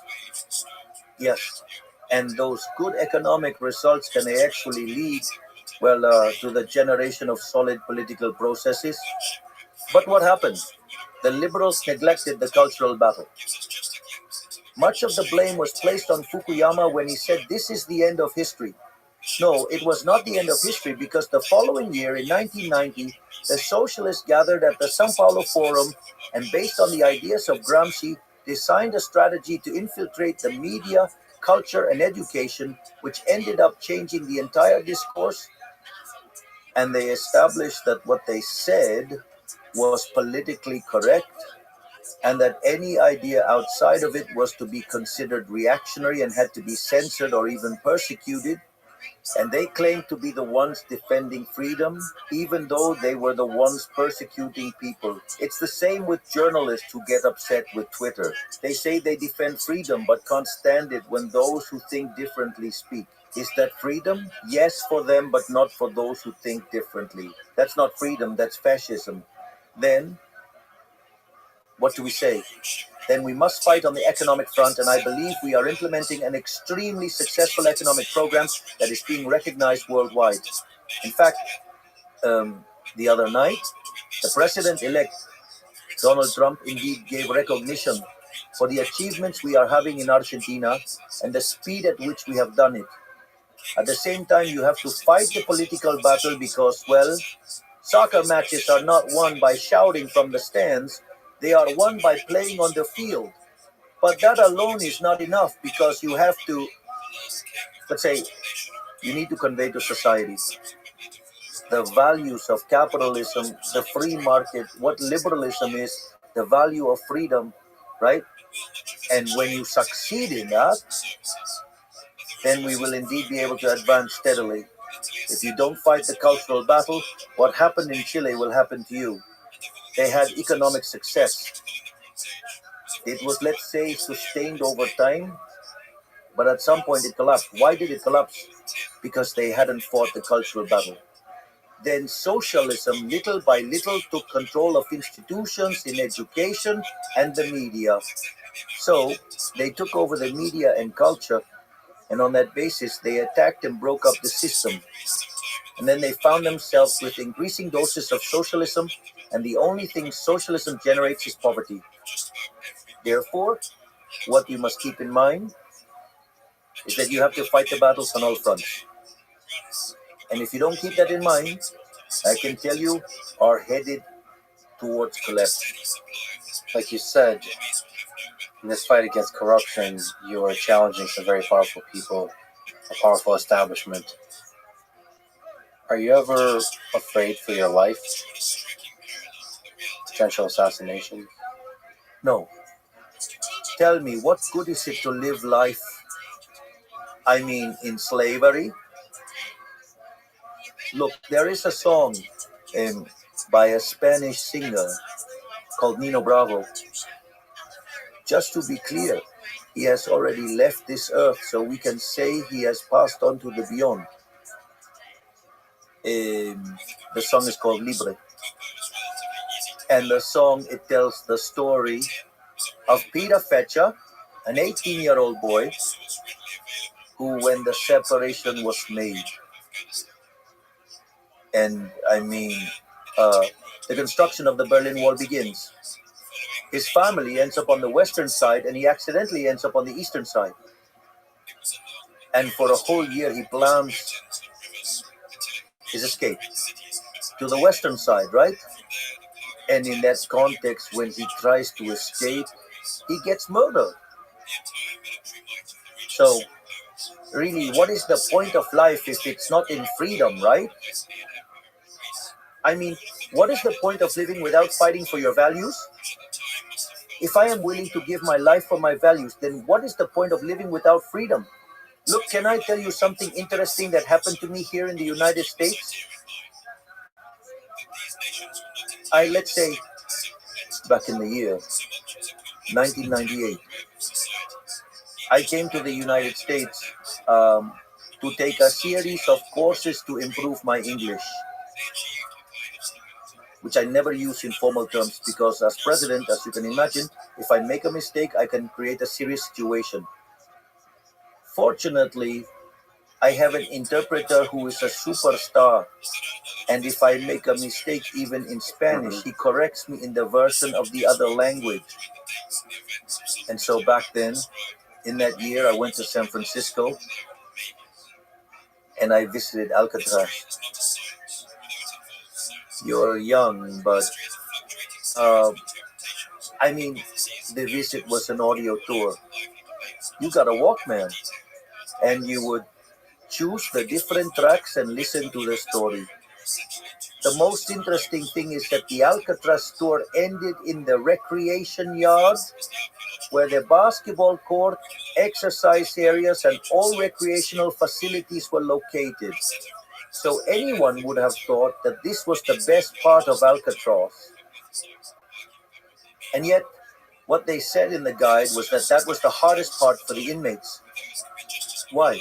Because, that recreation area in particular is built in front of the San Francisco Bay.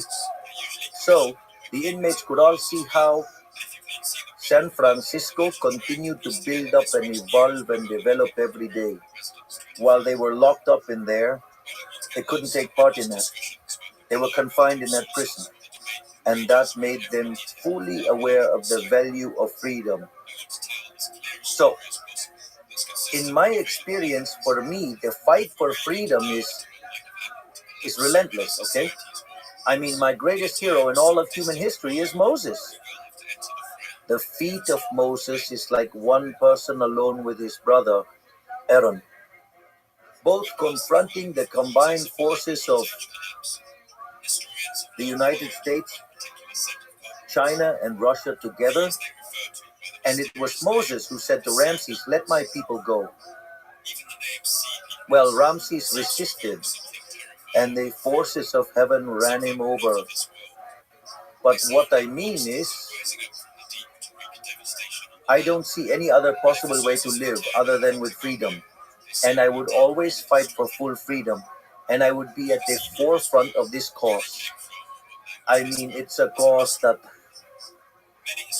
I'm going to die with my boots on. I mean, I'm not going to make do with living any other way other than with freedom. I will fight everything I'm going to fight as much as it takes. At least that's the way I feel.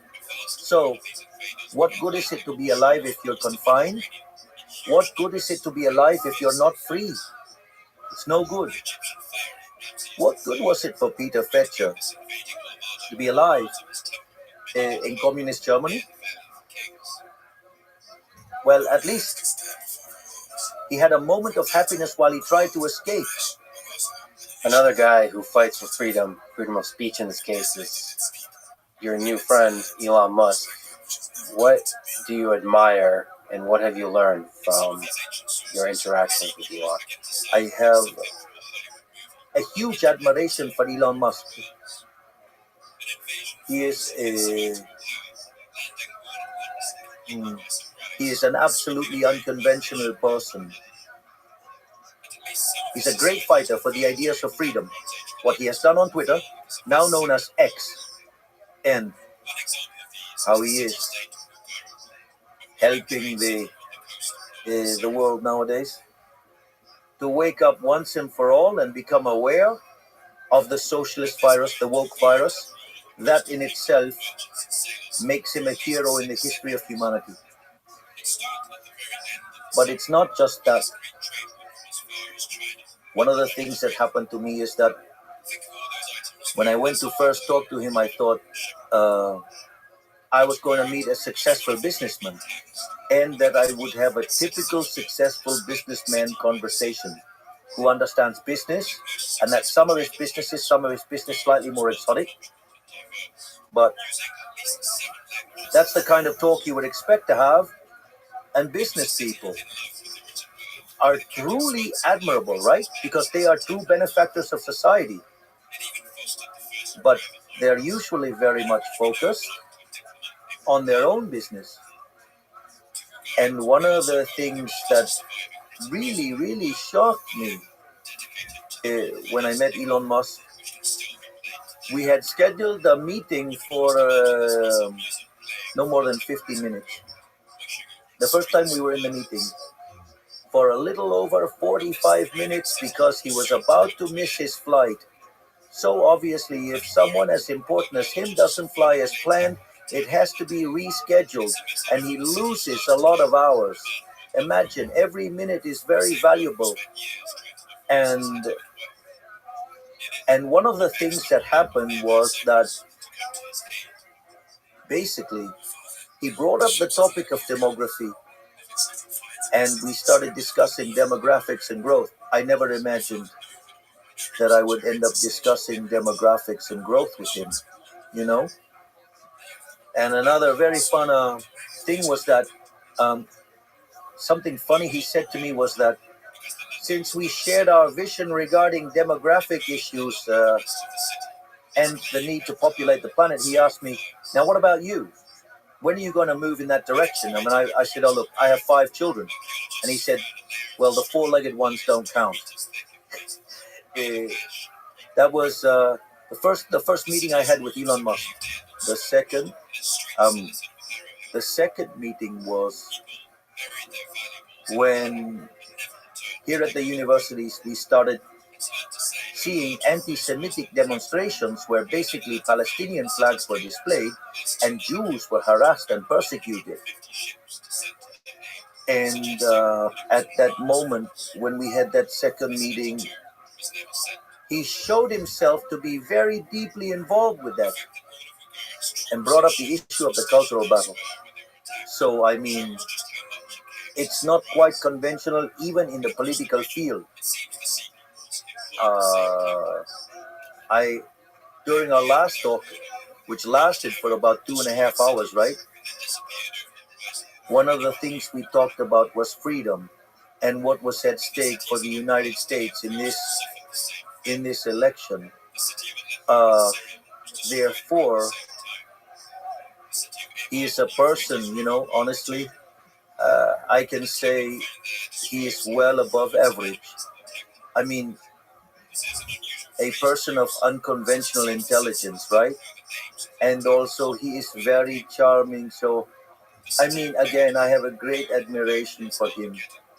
And I really interact very closely with him. He is very interested in what our Ministry of Deregulation is doing, which seeks to remove regulations. But at the same time, he works with another person who is also interested in the chainsaw approach. And so, I'm very pleased because they are going to try and replicate the model we are implementing in Argentina. And also, Donald Trump himself is very enthusiastic about this. So, and anything in the way of reducing regulations and cutting public spending and taking government out of the equation means more freedom for the people. So I'm very pleased with what's going on. And with Trump's victory, because the United States will be better off, Argentina is going to be better too. And the whole world is going to be better off. Today, the world is a much better place than it was just a few days ago. Like you said, Elon and Vivek Ramaswamy are heading the DOGE, Department of Government Efficiency.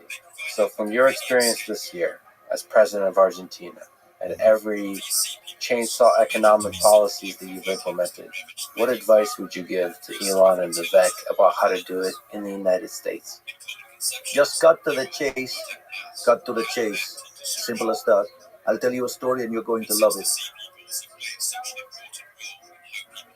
Currently in Argentina, due to the political balance we've achieved, we have had certain powers delegated from Congress to the executive branch, and therefore we can resolve it by decree. The deregulation minister, Federico Sturzenegger, in his ministry, shows a counter that displays in front of everyone there. He displays the number of days, all right? During which the delegated powers will continue to be valid. Therefore, he has a whole deregulation division, also a public spending cut division, and government structure reduction division, and he also has an elite core that's cleaning up all of the laws that hinder the economic system and progress. And every day, he removes between 1 and 5 economic restrictions. So, my advice would be for them to go all the way, to push it to the very limit, and do not give up. Do not let down their guard. Furthermore, that agenda does not have political purpose, because at the end of the day, you are removing privileges. Of course, there will be people complaining, but these are people who are losing privileges, so they will have to explain to society why they are keeping those privileges. And that is quite uncomfortable. You've spoken with Donald Trump. Allegedly, he called you his favorite president. What did you discuss?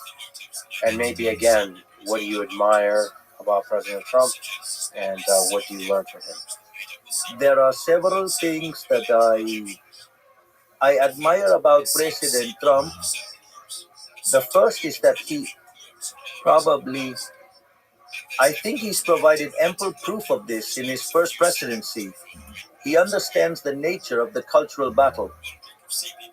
He has openly confronted socialism. His speeches openly target socialism. He perfectly understands the woke virus, and that is, of great value, because it means understanding what it's all about. Another thing I truly admire about him is his courage. In fact, thankfully, thank goodness he didn't get assassinated or killed. But it was by a small chance occurrence that could have killed him, just because he moved at the right moment. And yet that didn't intimidate him, and he went on. And in fact, during his first campaign, and in this one as well, in the second one and third one. They criticized him, insulted him, offended him, said awful things about him, made up all sorts of horrible stories about him. In that respect, I can say I deeply relate, because probably no one in our history has had such a negative campaign from all the media like they did to me. But let's say they were quite similar. This is why it's so interesting, and I was so deeply moved when last night I also got to meet Sylvester Stallone, you know, because Sylvester Stallone talks about, well, how important is that no matter how hard they hit you and keep on hitting you all the time, despite all that, you keep going on and on and on. What I'm trying to say is that so many of Sylvester Stallone's approaches are truly inspirational, don't you think? So imagine I'm about to give the speech and I see Sylvester Stallone, and Sylvester Stallone knows me. It was truly insane. I had to pinch myself. I mean, this can't be true. And besides, well, the people were wonderful with me last night. They've been wonderful today. I've taken hundreds of selfies. I mean, it's truly been, I would say, it's been my break, let me say, after almost a year in office and having to face all sorts of media torture because the journalists who have vested interests and are corrupt are professional torturers. Yes, because they invade your personal life, your family, and your privacy. Let me tell you something to show you the kind of garbage the media in Argentina can do. They sent 3 drones to spy on me at my presidential residence. To spy on me. Do you think that's right? Exactly. But that kind of thing happens in Argentina, not to mention the many lies and horrible things they say. I, for instance, remember that time when my father was hospitalized. My father is a man of a really strong character who has had 2 heart surgeries, all right? And one day a journalist was saying all sorts of lies about my father. My father was hospitalized well, and he almost died of a heart attack. So that kind of thing is what journalism and the press do in Argentina. So they start to attack your private lives, your mother, your father, your sister, even my dogs that I absolutely adore. They are the most wonderful beings in the universe. They even target my 4-legged children. So imagine that I've been in office for nearly a year as president, and since they can't criticize my management except by lying and distorting the numbers, they meddle with all these things they have been doing all the time since the year 2021, when I officially entered politics. So, and I've seen what they've done to Trump. So that also makes me relate a lot to him, because he's a true warrior. He's a Viking. He's a Viking. He's literally a Viking. I mean, he is someone I admire for how he has kept fighting in the face of adversity, even against all odds, and still he managed to win. Amazing. And well, and that's why I can relate that much. And I've also seen how he's been unfairly criticized, like when he was accused of protectionism, or when he wanted to discuss some matters within the context of public debate regarding the design of monetary policy as regards the Fed. And basically, they have accused him of things. I mean, isn't he entitled to give an opinion as a president? I mean, any citizen could give their opinion, even more so a president. Why is it important to you that Argentina has a close relationship with the United States? Well, to us, that is truly important, okay? You know, because we've decided to be geopolitical allies of the United States ever since our campaign, that our allies we have decided that our allies will be the United States and Israel because they basically represent the ideas of the Western world. They represent the free world. That is to say, what we would call today, let's say, a liberal democracy, okay, by confronting the autocrats. And in that sense, that is the geopolitical alignment. Moreover, in our campaign, we were very, very clear on three main points. One, the economic pillar. We talked about cutting public spending, and I would make my appearances with a chainsaw. We talked about economic freedom, deregulation, that is, and I talked about a competition of currencies. And people, obviously were interested in the dollar. So it was obvious that the economic policy was clear. All right? And not only was it clear, but we are also fulfilling it. That is the first point. Second was our policy on security. The idea being to fight crime, relentlessly, as well as security. No mercy, right? And in fact, in Argentina, there are no more roadblocks, which they said were impossible to end. Not only that, we have strengthened the security forces and also our armed forces, and we are waging a tough battle against drug trafficking and narco-terrorism. Therefore, we are also strongly fulfilling that. Notice that these 2 points, which were the main concerns, they were the biggest concerns of Argentinians when we took office, are now in 5th and 6th place. Today, the problem for Argentinians is corruption, whether there is unemployment, if there is poverty, but they don't mention inflation and insecurity anymore. And besides, a third point that I made clear was that I would align with the United States and Israel internationally. And, at my campaign rallies, there would be groups that would come along with flags of Israel. So it's clear that our international policy approach was always very clear. And this is something I state during my speeches when I talk about the values of the West and the civilization of the West. In fact, yesterday, and even more so today, during my speeches, I talked about how the different Greek groups or tribes go together to confront the Persians. That is to say, it seemed that from that time, 500 years before Christ until today, that struggle continues, right? But well, so of course, we're all in.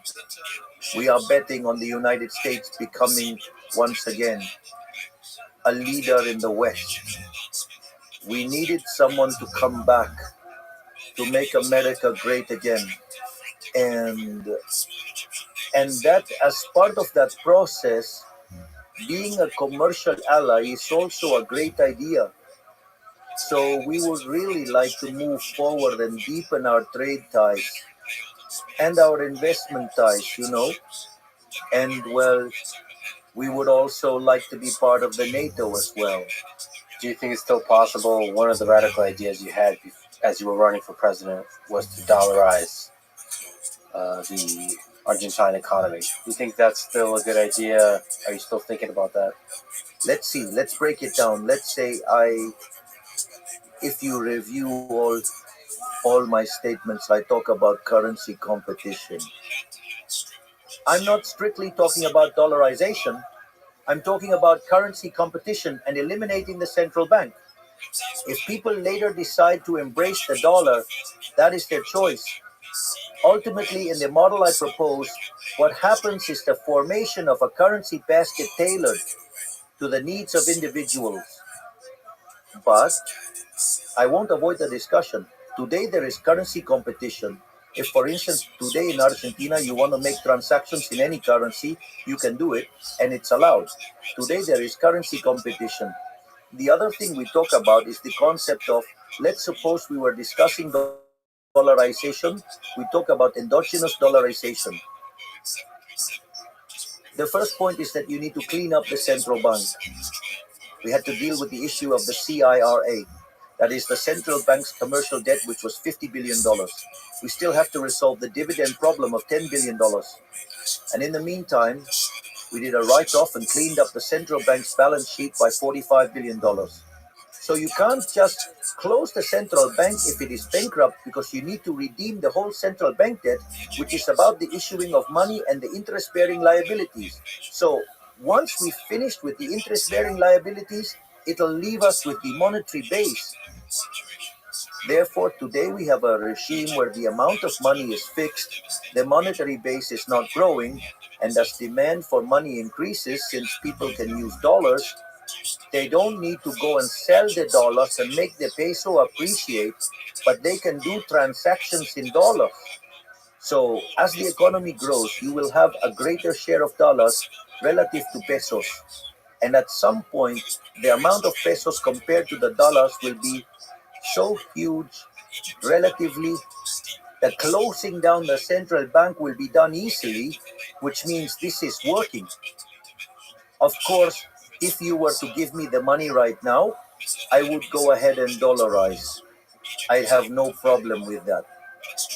For example, I did have a proposal for this, and this could have worked because the bonds, because the largest creditor of the Argentine treasury is the central bank. But central bank bonds were trading at 20 cents. If I had sold those bonds at 20 cents, and nowadays they are trading between 60 and 70, with the whole bunch of Neanderthals that are the opposition, who besides being ignorant in economics also have bad intentions, I would be in jail today. Let me ask you a very important, difficult question. I'm a huge fan, have been my whole life, of Diego Maradona and Messi. So, who to you is the greatest football player of all time? The way I see it, I have seen Maradona play, all right? I saw Maradona play in the past. I used to watch him, and I saw him during his last year at Argentino Juniors, before Boca Juniors, in the year 1980, and I saw him in 81. Playing for Boca, I saw him play in the youth selection in Japan in 1979. I truly have immensely enjoyed the talent of Maradona, but without a doubt, the best soccer player of all time, not just from Argentina, of all time, even better than Pelé, is Messi, of course. There is an article which is quite old already now, titled "Messi is Impossible." And it looks at all of the positions a soccer player plays in. That is, all positions a soccer player can play in, from midfield forward, okay? And the most incredible thing is that Messi is the best in each of those positions. You can be the best in one or two positions. You see, Cristiano Ronaldo, for example, was very good in two areas of the game, so much so that he was almost like Messi, but he didn't take part in the rest. However, Messi is the best one in all respects, but at that time, of course, nowadays, he is an older player, right? And I'm not sure whether he can still keep that performance on all fronts, but honestly, I have never in my life seen a player like Messi. I have never seen no one like him, for real. If you look at the number of goals he scored, I correct that, considering the goal average in the days of Pelé, compared to Messi's golden era and his career now, the number of equivalent goals is much greater than that of Pelé. Therefore, without a doubt, Messi is the greatest soccer player of all time. Of all time, no one compares to him. But it's not just the numbers or the World Cup win. It's the moments of genius on the field. Messi is unlike any other in that way. Messi does things that seem technically impossible. They seem physically impossible. The moves he makes don't respect human logic. It's like watching Usain Bolt run. It doesn't feel possible. He moves in a way that doesn't respect human logic. Am I right? Did you watch the 1986 World Cup with Maradona with the hand of God with the game against England? What was that like? Oh yes, I do remember that very well. Uh, we watched it in the home of my godfather and saw how he did his gambit and dodged the England team. That was truly, it was absolutely indescribable. There's no way to put it into words. It's as if I asked you to describe for me the love you have for your partner. You can't do that, right? I mean, it's something wonderful. You can't describe it, you cannot put it into words. There are things where words, I mean, you know, just seem to fail, am I right? I really think that there are times when humans, or some humans, not all of them actually, some humans have the privilege of being able to vibrate closer to God. Some Puccini arias, for example, when you listen to them, when you listen to the famous aria from La Rondine or the famous aria from Gianni Schicchi, I mean, you get the feeling that he was getting that dictated by God. How can you put that into words? You can't. There's no way you do that. I mean, those moments where we humans are, that we have the privilege. I say it as human beings, right? Because, I mean, I'm speaking from that perspective, okay? I say this only as an admirer. Some human beings have the ability to vibrate so close to God that you can't describe it, you can only enjoy it. This is why in Judaism they don't use the name of God, of the Creator, because how could you put in words something like that? And I believe those are times when us humans connect closer to the Creator and create things, unique things. You cannot describe them. There are no words to describe that. The only thing you can do is enjoy it and be thankful that you can witness it. You were a great footballer yourself in your youth. You were a goalkeeper. Many people would say that's the toughest and the most important position in football. Maybe you could speak about that experience and in general, what's harder, being a goalkeeper or a president? Lovely question. Well, indeed. I used to be a goalkeeper, but I'm not so sure about whether I was any good. But, uh, but you know, the experience of having been a goalkeeper is very valuable. First, the goalkeeper is the only player that can use their hands in a certain sector of the pitch, in the area. The other thing is that he's also the only player who dresses differently, right? Moreover, their training is a solitary one. And the most important, I mean, it is the very climax, the goal, right? When the goal is called by their team, everyone is celebrating on the other side and the goalkeeper is on his own.